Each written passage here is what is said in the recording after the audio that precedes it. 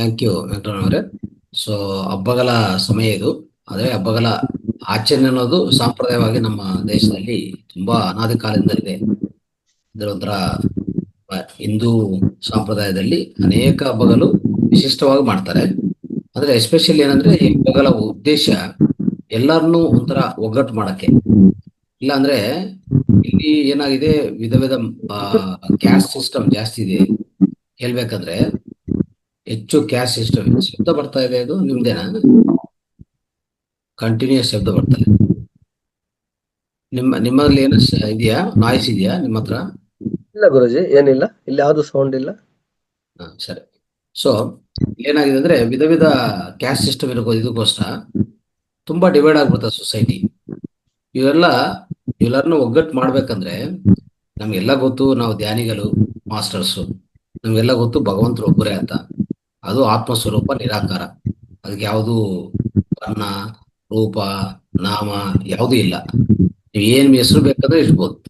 ಕೃಷ್ಣ, ರಾಮ, ಅಲ್ಲ, Jesus Christ, ಏನ್ ಹೇಳಿದ್ರು ಹೇಳ್ಬೋದು. ಆ ಪರಬ್ರಹ್ಮಗೆ ಪರಮಾತ್ಮ ಸ್ವರೂಪಕ್ಕೆ, ಆ ಸ್ವರೂಪಕ್ಕೆ ಹೆಸರು ನಾವು ಇಟ್ಕೊಂತೀವಿ. ಏನ್ ಬೇಕಂದ್ರೆ ನಮ್ಮ ಇಷ್ಟ ಅದು. ಅದಕ್ಕೋಸ್ಕರ ಆದ್ರೆ ಈ ಈ ಈ ದಿನಗಳ ಎಸ್ಪೆಷಲಿ ಹಬ್ಬದ ದಿನಗಳ ಆಚರಣೆಯಿಂದ ಎಲ್ಲರೂ ಒಗ್ಗಟ್ಟಾಗ್ತಾರೆ. ಒಂಥರ ಖುಷಿ ಖುಷಿಯಾಗಿ ನಗನಾಗ್ತಾ. ಸೊ ಒಬ್ರು ಇನ್ನೊಬ್ರು, ಇಲ್ಲಾಂದ್ರೆ ಎಲ್ಲಿ ಯಾವಾಗ್ಲೂ ಆ ದುಡ್ಡು, ಈ ಹಣಕಾಸು, ಇದ್ರ ಬಗ್ಗೆನೇ ಹೆಚ್ಚು ಯೋಚನೆಗಳು. ಅಟ್ಲೀಸ್ಟ್ ಇದರಿಂದ ಸ್ವಲ್ಪ ಒಗ್ಗಟ್ಟಾಗ್ತಾರೆ, ಆಚರಣೆ ಮಾಡ್ಕೊಂತಾರೆ, ಸ್ವಲ್ಪ ಆನಂದವಾಗಿರ್ತಾರೆ, ಆರೋಗ್ಯವಂತವಾಗಿರ್ತಾರೆ. ಈಗ ಮಾನಸಿಕವಾಗಿ ಉಲ್ಲಾಸವಾಗಿದ್ರೆ ಆರೋಗ್ಯ ತನ್ನಂತದೇ ಬರುತ್ತೆ. ಸೊ ಆ ಪ್ರಧಾನ ಕಾರಣದಿಂದ ಇಷ್ಟೆಲ್ಲ ಪದ್ಧತಿಗಳು ನಮ್ಮ ಇಂದಿನ ವೇದಗಳ ಕಾಲದಿಂದ ಅಲ್ಲಿಂದ ಈ ಆಚರಣೆಗಳು ಬರ್ತಾ ಇದೆ. ಇದು ಒಳ್ಳೆಯದೇ. ಸೊಸೈಟಿಯಲ್ಲಿ ಒಂದು ಒಳ್ಳೆ ಭಾವನೆಗಳು, ಮತ್ತೆ ಒಳ್ಳೆ ವಾತಾವರಣ, ಒಂದು ಕಲಯಿಕೆ, ಇದು ಎಲ್ಲದಕ್ಕೋಸ್ಕರ ಮಾಡುವಂತ ಪದ್ಧತಿಗಳು, ಸಂಪ್ರದಾಯಗಳು ತುಂಬಾ ಒಳ್ಳೆಯದು. ಎಲ್ಲರೂ ಮಾಡೋಣ. ಸೊ ಆನಂದವಾಗಿ ಆ ದಿನಗಳು, ಅಟ್ಲೀಸ್ಟ್ ಆ ದಿವಸ ಹಬ್ಬ ಅಂತಂದ್ರೆ ಯಾರು ಕೆಲ್ಸಕ್ಕೆ ಹೋಗೋದಿಲ್ಲ, ಟೆಂಪಲ್ಸ್ ಹತ್ರ ಹೋಗ್ತಾರೆ, ಅಲ್ಲಿ ಭೇಟಿ ಆಗ್ತಾರೆ. ಇಲ್ಲಾಂದ್ರೆ ಒಬ್ಬರು ಮನೆಗೆ ಇನ್ನೊಬ್ರು ಬರ್ತಾರೆ. ಯಾಕಂದ್ರೆ ಸಮಯ ಫ್ರೀ ಆಗಿರ್ತದೆ. ಅಟ್ಲೀಸ್ಟ್ ಹಾಲಿಡೇ ಕೊಟ್ಟಿರ್ತಾರೆ, ಗವರ್ನಮೆಂಟ್ ಆಗ್ಲಿ ಪ್ರೈವೇಟ್ ಹೋಗ್ಲಿ.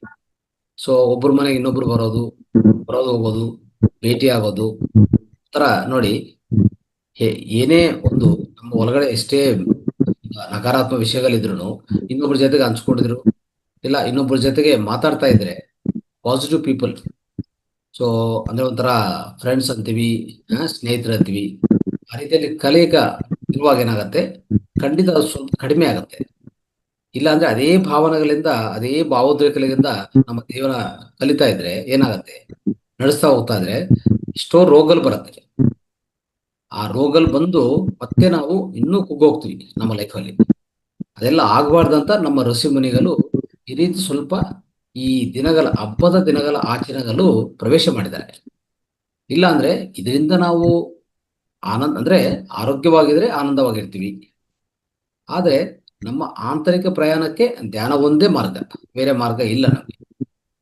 ನಾವು ಆಚೆ ಕಡೆ ಎಷ್ಟೇ ಒಂದು ದೇವರನ್ನು ಇಟ್ಕೊಂಡು ಭಕ್ತಿಪೂರ್ವಕವಾಗಿ ನಾವು ಮಾಡ್ತಾ ಹೋಗ್ತೀವೋ, ಕೊನೆಗೆ ಮನಸ್ಸಂತೂ ಶೂನ್ಯ ಆಗ್ಲೇಬೇಕು.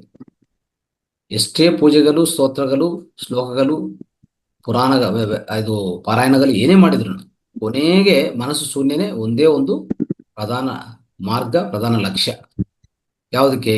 ನಮ್ಮ ನಮ್ಮ ಆತ್ಮವನ್ನು ನಾವು ತಿಳಿಯಕ್ಕೆ, ಅಂದ್ರೆ ನಾನು ಆತ್ಮ ಪದಾರ್ಥ ಅಂತ ತಿಳಿಯಕ್ಕೆ. ಅದು ಪ್ರತಿಯೊಬ್ಬ ಮಹಾನ್ ಯೋಗಿಗಳು ಹೇಳಿರುವಂತ ವಿಧಾನ. ಅದು ಪ್ರತಿಯೊಬ್ಬ ಮಹಾನ್ ಯೋಗಿಗಳು ಪಾಲನೆ ಮಾಡುವಂತ ಮಾರ್ಗ. ಅದು ನಾವು ಮಾಡ್ತಾ ಇದೀವಿ. ಈ ಅಂದ್ರೆ ಹಬ್ಬದ ದಿನಗಳ ಆಚರಣೆ ಮಾಡೋಣ, ಖುಷಿಯಾಗಿರೋಣ. ಅಟ್ಲೀಸ್ಟ್ ಸೊ ಹೇಳ್ತಾರಲ್ಲ, like adding colors to your life ಅಂತ. Adding colors to your life, ನಿಮ್ಮ ಜೀವನವನ್ನು ಸ್ವಲ್ಪ ಬೆಳಕಾಗಿ. ಇಲ್ಲಾಂದ್ರೆ ಒಂದು ಕತ್ಲೆ ತರ ಯಾವಾಗ್ಲೂ ಒಂದೇ ಮುಂಡೇನ್ ಲೈಫ್ ಅಂತ ಹೇಳ್ತೀವಲ್ಲ. ಮುಂಡೇನ್ ಲೈಫ್ ಅಂದ್ರೆ ಏನು? ಬೆಳಗ್ಗೆಯಿಂದ ಸಾಯಂಕಾಲವರೆಗೆ ಎದ್ದಿದ್ರೆ ಒಂದೇ ಕೆಲಸ. ಎದ್ದಿದ್ವ, ಸ್ವಲ್ಪ ರಿಫ್ರೆಶ್ ಆದ್ವಾ, ಏನೋ ತಿಂಡಿ ತಿಂದಿವ, ಮತ್ತೆ ಕೆಲಸ, ಎಲ್ಲಿಗೆ ಹೋಗ್ಬೇಕು, ಏನ್ ಮಾಡ್ಬೇಕು, ಇಷ್ಟೇ. ಮತ್ತೆ ಬಂದ್ವ, ಮತ್ತೆ ಊಟ ಮಾಡಿ, ಮತ್ತೆ ಕೆಲಸ, ಮತ್ತೆ ಬರೋದು, ಸ್ವಲ್ಪ ಮಾತುಗಳು ಮಾತಾಡೋದು, ತಿನ್ನೋದು, ಮತ್ತೆ ಮಲಗೋದು, ಮತ್ತೆ ಬೆಳಗ್ಗೆ. ಇದೊಂಥರ ಮುಂಡೇನ್ ಲೈಫ್. ಇದು ದಿನನಿತ್ಯ ಪ್ರತಿಯೊಬ್ಬರು ಮಾಡೋದೆ. ಜಂತು ಮಾಡತ್ತೆ, ನಾವೇ ಅಲ್ಲ, ಜಂತು ಸಹ ಮಾಡತ್ತೆ.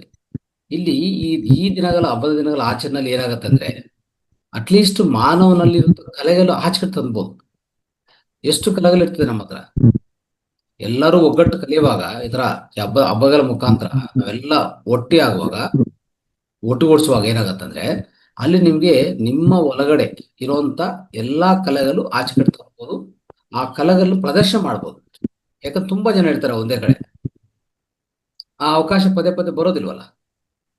ಸೊ ಹಬ್ಬಗಳ ದಿನ ಆಚರಣೆ ಪ್ರಕಾರ ಏನಾಗತ್ತೆ, ಎಲ್ಲರೂ ಒಂದು ಕಡೆ ಬರ್ತಾರೆ, ಸಮಾವೇಶ ಆಗ್ತಾರೆ.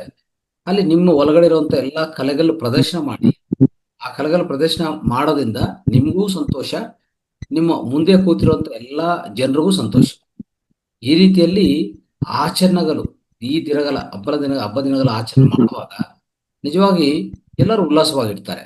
ಅಂದ್ರೆ ಸೊಸೈಟಿ ಸಹ ಪೂರ್ತಿ ಉಲ್ಲಾಸ ಭರಿತವಾಗಿರುತ್ತೆ. ಅದಕ್ಕೆ ಈ ಆಚರಣೆಗಳು ಪ್ರವೇಶ ಮಾಡಿರೋದು. ಸೊ ತುಂಬಾ ಚೆನ್ನಾಗಿ ಎಲ್ಲ ಆಚರಣೆಗಳು ನೀವು ಹೇಳ್ಕೊಂತ ಬಂದಿದ್ದೀರಾ. ಮೊದಲನೇದಿಂದ ಈ ಇಡೀ ಒಂದು ವರ್ಷದಲ್ಲಿ ಏನೇನು ಆಚರಣೆಗಳಾಗ್ತದೆ ನಮ್ಮ ದೇಶದಲ್ಲಿ, ಪ್ರಧಾನವಾಗಿ ಹಿಂದೂ ಆಚರಣೆ ಪ್ರಕಾರ, ಹಿಂದೂ ಧರ್ಮ ಪ್ರಕಾರ ಎಲ್ಲ ಎಲ್ಲಿದ್ದೀರಾ, ತುಂಬಾ ಉಪಯುಕ್ತವಾಗಿದೆ. So thank you so much. Guruji sudden ಆಗಿ ಅಶ್ವಿನಿ ಅವರು ರಾತ್ರಿ ಫೋನ್ ಮಾಡ್ಬಿಟ್ಟು ಇವರು ಶೈಲಜಾ ಮೇಡಮ್ ಪ್ರಾಬ್ಲಮ್ ಇದೆ ಅಂದ್ರು. ಅವಾಗ ಸಡನ್ ಆಗಿ ಯಾವ ಸಬ್ಜೆಕ್ಟ್ ತಗೋಬೇಕು ಅಂತ ಗೊತ್ತಾಗಿರ್ಲಿಲ್ಲ. ಅದಕ್ಕೆ ಇವತ್ತು ಒಂದು ಪ್ರಸ್ತಾಪ. ಥ್ಯಾಂಕ್ ಯು ಗುರುಜಿ. ಮತ್ತೆ ಇಲ್ಲಿ ಗಣೇಶ ಹಬ್ಬನ ನಾನು ಬಿಟ್ಟೆ, ಯಾಕೆಂದ್ರೆ ಪ್ರತಿ ಹಬ್ಬದಲ್ಲೂ ನಾವು ಗಣೇಶನ ನಾವು ಆರಾಧನೆ ಮಾಡ್ತಾ ಬರ್ತೀವಿ. ಆದ್ರೆ ಈಗ ನಾವು ಏನ್ ಗಣೇಶನ ಹಬ್ಬನ ನಾವು ಆರಾಧನೆ ಮಾಡ್ತಾ ಇದೀವಿ, ಇದು ನಮ್ಮ ಒಂದು ರಾಜಕೀಯಕ್ಕೆ ಸಂಬಂಧಪಟ್ಟಾಗ ನಿರೂಪಣೆ ಮಾಡುವಂತ ಒಂದು ಹಬ್ಬ. ಬೀದಿಯಲ್ಲಿ ಗಣೇಶನ ಪೂಜೆ ಮಾಡೋದು, ಇದು ನಮ್ಮ ರಾಜಕೀಯಕ್ಕೆ ಎಲ್ಲರೂ ಆ ಒಂದು ಇಂಗ್ಲಿಷ್ ಅವರಿದ್ದಾಗ ಎಲ್ಲರೂ ಒಟ್ಟುಗೂಡಿಸಿ ಮಾಡ್ಬೇಕು ಅಂತ ಒಂದು ಡಿಸೈಡ್ ಮಾಡ್ಕೊಂಡು ಗಣೇಶನ ಒಂದು ಊರಲ್ಲಿಟ್ಟು ಅಲ್ಲಿ ಪೂಜೆ ಮಾಡಿ ಅಲ್ಲಿ ಎಲ್ಲಾರನ್ನ ಒಟ್ಟಿಗೆ ಸೇರಿಸಿ ಒಂದು ಸ್ವಾತಂತ್ರ್ಯ ಕಹಳೆನ ಮಾಡ್ತಾ ಬಂದ್ರು. ಅದು ಈ ಹಬ್ಬಗಳ ಸಾಲಿನಲ್ಲಿ ಅಂದ್ರೆ ಋಷಿಮುನಿಗಳು ಸೇರಿಸಿಲ್ಲ. ಅದಕ್ಕೋಸ್ಕರ ನಾನು ಈ ಹಬ್ಬಗಳ ಸಾಲಿನಲ್ಲಿ ಗಣೇಶ ಉತ್ಸವನ ನಾನು ಬಿಟ್ಟೆ ಗುರುಜಿ. ಆದ್ರೆ ಗಣೇಶಗೆ ಪ್ರತಿ ಒಂದು ಹಬ್ಬದಲ್ಲೂ ಪ್ರಥಮ ಪೂಜೆ ನಾವು ಮಾಡ್ತೀವಿ. ಆ ಪ್ರಥಮ ಪೂಜೆ ಆದ್ರಿಂದ ಈ ಗಣೇಶ ಹಬ್ಬನ ದಯವಿಟ್ಟು ಸೇರಿಸಿಲ್ಲ, ಯಾರು ತಪ್ಪಾಗಿ ಭಾವಿಸ್ಬೇಡಿ. ಅದನ್ನ ಈಗ ಮತ್ತೆ ಒಂದ್ ಮಾತು ಹೇಳೋಣ ಅಂತ ಅನಿಸ್ತು Guruji. Thank you Guruji. Okay, thank you. Yes ಸ್ನೇಹಿತರೆ, ಸ್ವಲ್ಪ 5 ನಿಮಿಷ ಕಾಲ ಇದೆ. ಒಂದು 3 ಇಂದ 4 ಮಾಸ್ಟರ್ಸ್ ಮಾತಾಡ್ಬೋದು, ಅವಕಾಶ ಇದೆ. ಕುಮಾರ್ ಅವರ ಮಾತಾಡಿ. ನಮಸ್ತೆ ಮಾಸ್ಟರ್. ನಮಸ್ತೆ ಸರ್. ಸರ್, ನನಗೆ ಒಂದು ಕನ್ಫ್ಯೂಷನ್, ತುಂಬಾ ಚೆನ್ನಾಗಿ ತಿಳಿಸ್ಕೊಟ್ರಿ ಹಬ್ಬದ ಬಗ್ಗೆ. ಆದ್ರೆ ನನಗೊಂದು ಕನ್ಫ್ಯೂಷನ್ ಅಂತಂದ್ರೆ, ಈಗ ಮಾಸ್ಟರ್ ರಂಗನಾಥ್ ಸರ್ ಹೇಳಿದ್ರು, ನನ್ ಕ್ವಶನ್ ಅದೇ ಇತ್ತು. ನನ್ನ ಪ್ರಶ್ನೆ ನನ್ಗೆ, ದೇವರು ಯಾರು ನೋಡಿಲ್ಲ, ದೇವ್ರಿಗೆ ಆಕಾರ ಕೊಟ್ಟಿಲ್ಲ, ಅದು ನಾವು ನಮ್ಮ ಇಷ್ಟ ಅನುಸಾರವಾಗಿ ನಾವು ಮಾಡ್ಕೊಂಡಿದೀವಿ, ರೂಪಿಸ್ಕೊಂಡಿದೀವಿ ಅಂತೇಳಿ. ಆದ್ರೆ ನನ್ಗೆ ಕನ್ಫ್ಯೂಷನ್ ಅಂತ ಅಂದ್ರೆ, ಕೆಲವರು ಈಗ ದೇವ್ರೇ ನೋಡಿಲ್ಲ, ಪೂಜೆ ಪುರಸ್ಕಾರ ಮಾಡೋದೆಲ್ಲ ವ್ಯರ್ಥ ಅಂತಾನೆ ಹೇಳ್ತಾರೆ. ಇನ್ ಕೆಲವರು ಭಕ್ತಿ ಭಾವ ತೋರ್ಸ್ಬೇಕು, ಪೂಜೆ ಪುರಸ್ಕಾರ ಮಂತ್ರ ಜಪ ಎಲ್ಲ ಮಾಡ್ಬೇಕು ಅಂತೇಳಿ. ನನಗೀಗ ಟೋಟಲಿ ಕನ್ಫ್ಯೂಷನ್ ಆಗಿದೆ, ಏನ್ ಮಾಡ್ಬೇಕು ಮಾಡ್ಬಾರ್ದಾ ಅನ್ನೋದು. ಆಲ್ರೆಡಿ ಅದೇ ಅಲ್ಲ ಸ್ಟೋರ್ ನಾನು ಹೇಳಿದ್ದು. ಮತ್ತೆ ನನ್ ಖುಷಿ ಇತ್ತು. ಹೌದು, ಈಗ ಭಕ್ತಿ ಅನ್ನೋದು ಇರಬೇಕು ಭಯಕ್ಕೋಸ್ಕರ, ಅರ್ಥ ಆಯ್ತಾ? ಸಂಸ್ಕರಣ, ಸೊ ಸಮಾಜದ ಸಂಸ್ಕರಣಕ್ಕೋಸ್ಕರ ಭಕ್ತಿ ಬೇಕು, ಆಯ್ತಾ? ಹೌದು. ಭಕ್ತಿಯಿಂದನೇ ಮುಕ್ತಿ ಹೊಂದಬಹುದಾ ಅಂದ್ರೆ ಹೊಂದಬಹುದು. ಅದು ಪರಿಪೂರ್ಣ ಭಕ್ತಿ ಇರ್ಬೇಕು, ಪರಿಪೂರ್ಣ ಭಕ್ತಿ. ಭಕ್ತಿ ಅಂದ್ರೆ ಸುಮ್ನೆ ನಾಮಸ್ಮರಣ ಮಾಡೋದು, ಜಪ ಮಾಡೋದು, ಶ್ಲೋಕ ಮಾಡೋದು, ಪಾರಾಯಣ ಮಾಡೋದು, ಅದ್ರ ಮಾತ್ರ ಅದು ಪರಿಪೂರ್ಣ ಭಕ್ತಿ ಆಗೋದಿಲ್ಲ. ಭಕ್ತಿ ಅಂದ್ರೆ ಪೂರ್ತಿ ಲೀನವಾಗ್ಬೇಕು. ಈ ಒಂದು ಯಾವುದೇ ಒಂದು ವಿಗ್ರಹನ ಇಟ್ಕೊಂಡು, ಒಂದು ಮೂರ್ತಿಯನ್ನು ಇಟ್ಕೊಂಡು ಅದ್ರ ಮೇಲೆ ಭಕ್ತಿ ತೋರಿಸ್ತಾ, ಅದ್ರ ಮೇಲೆ ಪೂರ್ಣ ಅಂದ್ರೆ ನೀವು ಅದಾಗ್ಬೇಕು, ಅದು ನೀವು ಆಗ್ಬೇಕು, ಅದು ಪರಿಪೂರ್ಣ ಭಕ್ತಿ. ಅದು ಮತ್ತೆ ಧ್ಯಾನಕ್ಕೆ ಬರುತ್ತೆ. Okay master. ಈ ಕೃಷ್ಣ ಮಹಾಭಾರತ ಎಲ್ಲ ನಡೆದಿರೋದು ನಿಜಾನೇ, ಆದ್ರೆ ಕೃಷ್ಣ ಜಗದ್ಗುರು ಅಂತ ಹೇಳ್ತಾರಲ್ಲ, ಆದ್ರೆ ಕೃಷ್ಣ ಭಗವಂತ ನೋಡಿರೋದ್ ಸತ್ಯ ಅಲ್ವಾ ಮಾಸ್ಟರ್? ಅದೆಲ್ಲ ಇದೆ, ಅದೆಲ್ಲ ಕಂಪಲ್ಸರಿ ಆಗಿದೆ. ಅದೆಲ್ಲ ಇಂದಿನ ಕಾಲದಲ್ಲಿ ದ್ವಾಪರ ಯುಗದಲ್ಲಿ ಆಗಿರುವಂತ ಆ ಜೀವನ. ಅದು ದ್ವಾಪರ ಯುಗದಲ್ಲಿ ತುಂಬಾ ಕಡಿಮೆ ಜನ ಇರೋದು. ಅಂದ್ರೆ ಜನಸಾಂದ್ರತೆ ತುಂಬಾ ಕಡಿಮೆನೆ. ಅಲ್ಲಿ ಈ ಮಹಾಭಾರತ ನಡೆದಿರೋದಾಗ್ಲಿ, ಇದು ಪಾತ್ರೆಗಳಂತ ನಾವು ಅನ್ಕೊಂತೀವಿ, ಆದ್ರೆ ನಿಜವಾದ ಅದು ನಡೆದಿರುವಂತ ಒಂದು ಜೀವನ ಚರಿತ್ರೆ ಅದು, ಆಯ್ತಾ? ಸೊ ಅದರಲ್ಲಿ ಕೃಷ್ಣ ಯೋಗೀಶ್ವರ, ಹೌದು, ದೊಡ್ಡ ಯೋಗೀಶ್ವರ. ಅವರಿಂದ ಅರ್ಜುನ ಗೆಲ್ಲೋದು ಅರ್ಜುನಗೆ, ಬಟ್ ಆದ್ರೆ ಇದು ಇಡೀ ಸಮಾಜಕ್ಕೆ ಗೆಲ್ಲಿರುವಂತ ಒಂದು ಮಹತ್ ಗ್ರಂಥ ಅದು. S master. ಆಯ್ತಾ? ಅದರಲ್ಲಿ ನಮ್ಮ ಜೀವನ ಹೇಗೆ ನಡ್ಸ್ಕೋಬೇಕು ಅಂತ ಇದೆ. ಹೇಳ್ಬೇಕಂದ್ರೆ ಪರ್ಸನಾಲಿಟಿ ಡೆವಲಪ್ಮೆಂಟ್ ಅಂತ ಏನ್ ಕರಿತೀವೋ, ಇತ್ತೀಚಿನ ಕಾಲದಲ್ಲಿ ಅನೇಕರು ಪರ್ಸನಾಲಿಟಿ ಡೆವಲಪ್ಮೆಂಟ್ ಅಂತ ಟೀಚ್ ಮಾಡ್ತಾ ಹೋಗ್ತಾರೆ ಎಲ್ಲ ಕಡೆ. ಹೇಳ್ಬೇಕಂದ್ರೆ ಅದು ಎಲ್ಲದಕ್ಕಿಂತ ಉನ್ನತವಾದ ಗ್ರಂಥ ಅನ್ನೋದು ಭಗವದ್ಗೀತಾ. ಭಗವಾನಿಂದ ಬಂದಿರುವಂತ ಗೀತಾ ಭಗವದ್ಗೀತಾ. ಭಗವಾನಿಂದ ಬಂದಿರೋ ಗೀತಾ, ಒಂದು ಲೈನ್ ಅಂದ್ರೆ ಹಿಂಗೇ ಇರಬೇಕು, ಹಿಂಗೇ ಮಾಡಬೇಕು ಅಲ್ವಾ? ನಾವು ಅನ್ಕೋತೀವಿ ಗೀತಾ ಅಂದ್ರೆ ವಿಧ ವಿಧ ಅರ್ಥಗಳಿದೆ. ಗೀತಾ ಅಂದ್ರೆ ಶ್ಲೋಕ, ಗೀತಾ ಅಂದ್ರೆ ಒಂಥರ ಪದ್ಯ.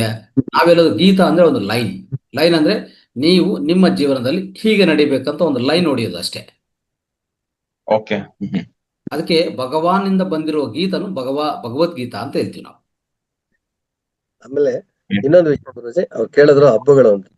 ಈಗ ನಾನು ಸ್ಟಾರ್ಟಿಂಗ್ ಅಲ್ಲೇ ನಿಮ್ಗೆ ಹೇಳಿದೆ, ಒಂದು ವಸ್ತು ಯಾವ್ದಾದ್ರು ಒಂದು ಔಷಧಿ ತಿನ್ಬೇಕಾದ್ರೆ ನಮ್ಗೆ ಕೊಟ್ಟಾಗ ಅದನ್ನ ನಾವು ತಿನ್ನೋದಿಲ್ಲ. ಈಗ ಎಳ್ಳು ಸುಮ್ನೆ ತಿನ್ನಿ ಅಂತ ಹೇಳಿದ್ರೆ ತಿಂತೀರ ನೀವು? ತಿನ್ನೋದಿಲ್ಲ. ಆದ್ರೆ ಅದಕ್ಕೆ ಹಬ್ಬ ಅಂತ ಒಂದು ಆಚರಣೆ ಕೊಟ್ಟು ಎಳ್ಳು ತಿನ್ನೋಂಗ್ ಮಾಡಿದ್ರು. ಎಳ್ಳು ತಿಂದು ಒಳ್ಳೆ ಮಾತಾಡಿ ಅಂತ ಒಂದು ಪದ ಸೇರಿಸಿದ್ರು. ದೇಹ ಸಂಪೂರ್ಣವಾಗಿ ಚಳಿಗಾಲದಲ್ಲಿ ನಮಗೆ ಒಂದು ರೀತಿ ಈ ತರ ಮುದುರ್ಕೊಂಡಿರ್ತದೆ, ಶಾಖ ಇರೋದಿಲ್ಲ ನಮ್ಮ ದೇಹಕ್ಕೆ. ಆ ಶಾಖ ಇಲ್ದಿರೋ ಟೈಮಲ್ಲಿ ಈ ಎಳ್ಳು ಬೆಲ್ಲ ತಿಂದ್ರೆ ಸಂಪೂರ್ಣವಾಗಿ ಶಾಖ ಉತ್ಪತ್ತಿ ಆಗುತ್ತೆ ನಮ್ಮ ದೇಹದಲ್ಲಿ. ಅದರಿಂದ ಸಂಕ್ರಾಂತಿ ದಿವಸ ಆ ಎಳ್ಳನ್ನ ಬಂದ್ರು ಹಂಗೆ ತಿನ್ನಿ ಅಂದ್ರೆ ಮಾಡೋದಿಲ್ಲ. ಮತ್ತೆ ಭಕ್ತಿ ಅಂತ ಹೇಳಿದ್ರೆ, ಆದ್ರೆ ಯಾವುದೇ ರೀತಿಯಾದ ಒಂದು ಆಚರಣೆ ಮಾಡ್ಬೇಕಾದ್ರೆ 4 ಜನ ಸೇರಿದಾಗ ಅದಕ್ಕೊಂದು ಬೆಲೆ ಬರ್ತದೆ. ಆ ಸೇರೋದಕ್ಕೆ ಒಂದು ಕಾರಣ ಬೇಕು. ಕಾರಣಕ್ಕೆ ಒಂದು ಹಬ್ಬ ಅಂತ ಆಚರಣೆ ಮಾಡುದು, ಅದಕ್ಕೊಂದು ರೂಪ ಅಂತ ಕೊಟ್ರು. ಅದೇ ನಮ್ಮ ಮನಸ್ಸಿನಲ್ಲಿರುವಂತ ಪ್ರತಿರೂಪನೇ ಆ ದೇವರು. ಅದನ್ನ ನಾವು ಆಚೆ ಕಡೆ ಮನಸ್ಸಲ್ಲಿ ನೋಡಕ್ಕಾಗಲ್ಲ. ಆಚೆ ನಿಲ್ಸಿ ನಮ್ಮ ರೀತಿಯೇ ದೇವ್ರನ್ನ ಸೃಷ್ಟಿ ಮಾಡ್ಕೊಂಡು ನಾವು ನಿಲ್ಸ್ಕೊಂಡು ನಾವು ಪೂಜೆ ಮಾಡೋಕೆ ಪ್ರಯತ್ನ ಮಾಡ್ತೀವಿ. ಇದು ನಮಗೆ ಒಂದು ದಾರಿ. ಅದು ಬಿಟ್ರೆ ಬೇರೆ ಯಾವ ಉದ್ದೇಶನೂ ಅಲ್ಲ. ಸುಮ್ಮನೆ ಹೇಳಿದ್ರೆ ಯಾರು ತಿನ್ನೋದಿಲ್ಲ. ಅದಕ್ಕೆ ಈ ರೀತಿ ಒಂದು ಹಬ್ಬದ ಆಚರಣೆ. ನಂತರ ಯುಗಾದಿ ಹಬ್ಬನೂ ಅಷ್ಟೇ. ಬೇವು ತಿನ್ನಿ ಅಂದ್ರೆ ಯಾರನ್ನ ತಿನ್ನೋದಿಲ್ಲ. ಹಬ್ಬದ ಆಚರಣೆ ಕೊಟ್ರು. ಈ ರೀತಿ ಪ್ರತಿಯೊಂದು ಹಬ್ಬನೂ ಒಂದೊಂದು ಔಷಧಿಯುಕ್ತವಾದಂತ ಒಂದು ತಿಂಡಿನ ನಾವು ತಿಂತೀರಿ. ಅದಕ್ಕೆ ಒಂದು ಮಾರ್ಗನ ತೋರಿಸಿದ್ದಾರೆ. ಆ ಮಾರ್ಗನೇ ಈ ಒಂದು ಹಬ್ಬಗಳ ಆಚರಣೆ. ದೇಹಕ್ಕೆ ಮತ್ತು ಮನಸ್ಸಿಗೆ ಉಲ್ಲಾಸ ನೀಡುವಂತದ್ದು ಹಬ್ಬಗಳ ಆಚರಣೆ. ಮನಸ್ಫೂರ್ತಿಯಾಗಿ ಮಾಡಿ ಅಂತ. Thank you. Okay, thank you so much master. Yashoda madam ಮಾತಾಡಿ. ನಮಸ್ತೆ ಗುರುಜಿ. ನಮಸ್ತೆ ವೆಂಕಟರಮಣ ಸರ್. ತುಂಬಾ ಅದ್ಭುತವಾದ ಟಾಪಿಕ್ ತಗೊಂಡಿದ್ದೀರಾ. ಇದು ಏನ್ ಅನ್ಸುತ್ತೆ ಅಂದ್ರೆ, ನನ್ಗೆ ಹಬ್ಬಗಳು ಯಾಕೆ ಬರ್ತಿದ್ವು, ಎಷ್ಟ್ ಹಬ್ಬ, ತಿಂಗಳಿಗೊಂದ್ ಹಬ್ಬ ನಮ್ಮ ಹಿಂದೂಗಳಿಗೆ. ನನಗೆ ಇಷ್ಟವಾಗೋದು ಮುಸಲ್ಮಾನರ ಹಬ್ಬ, ವರ್ಷಕ್ಕೊಂದೇ ಬರುತ್ತೆ. ಅದು ಅವ್ರು ಹೆಂಗ್ ಆಚರಣೆ ಮಾಡ್ತಾರೆ ಅಂತಂದ್ರೆ, ಯಾರಿಗೆ ಬಡತನ ಇರುತ್ತೋ ಅವ್ರನ್ನೆಲ್ಲ ಮೇಲ್ ಕರ್ಕೊಂಡು ಹೋಗ್ತಾರೆ. ಅವ್ರ ಮನೆಯವರಿಗೆ ಏನ್ ಕೊಡಿಸ್ಬೇಕೋ ಕೊಡಿಸ್ತಾರೆ, ಬಟ್ಟೆ ಕೊಡಿಸ್ತಾರೆ, ಅವ್ರಿಗೆ ಸಿಹಿ ತಿಂಡಿ ಕೊಡಿಸ್ತಾರೆ. ಅದು ಅದ್ಭುತವಾದ ಒಂದು ಆಚರಣೆ ಅಂತ ನಾನ್ ಅನ್ಕೊಂಡಿದ್ದೀನಿ. ನಮ್ಮ ಹಿಂದೂಗಳಲ್ಲಿ ಏನಾಗಿದೆ ಅಂತಂದ್ರೆ, ಸಂಪ್ರದಾಯ ಅವ್ರು ಮಾಡ್ತಾರೆ ಅಂತ ನಾವು ಅದ್ದೂರಿ ಹಬ್ಬಗಳು, ದುಡ್ಡಿರಲ್ಲ, ಸಾಲ ಮಾಡ್ತೀವಿ. ಆ ಸಾಲ ತೀರ್ಸಕ್ ಬಡ್ಡಿ ಸಾಲ ಹಿಂಗ್ ಮಾಡಿ ಒಂಥರ ಕೆಟ್ಟ ಅಭ್ಯಾಸನೇ ಅಂತ ನನಗೆ ಅನ್ಸ್ಬಿಡುತ್ತೆ. ಈಗ ಧ್ಯಾನಕ್ ಬಂದ್ಮೇಲೆ ನನ್ನ ಅನುಭವ ಆಗ್ತಿರೋದು. ಮುತ್ತಜ್ಜಿನ ಕಾಲದಿಂದ ಮಾಡ್ಕೊಂಡ್ ಬಂದಿರೋದು ಹಬ್ಬಗಳು ಅಂತಂದ್ರೆ, ಸಂಪ್ರದಾಯ ಹೆಂಗಿತ್ತು ಅಂದ್ರೆ, ಈಗ ಹಿರಿಯರ ಹಬ್ಬ ಮಾಡಿದಾಗ ಪ್ರತಿಯೊಬ್ರನ್ನು ಕರಿಯರು ಮನೆಗೆ.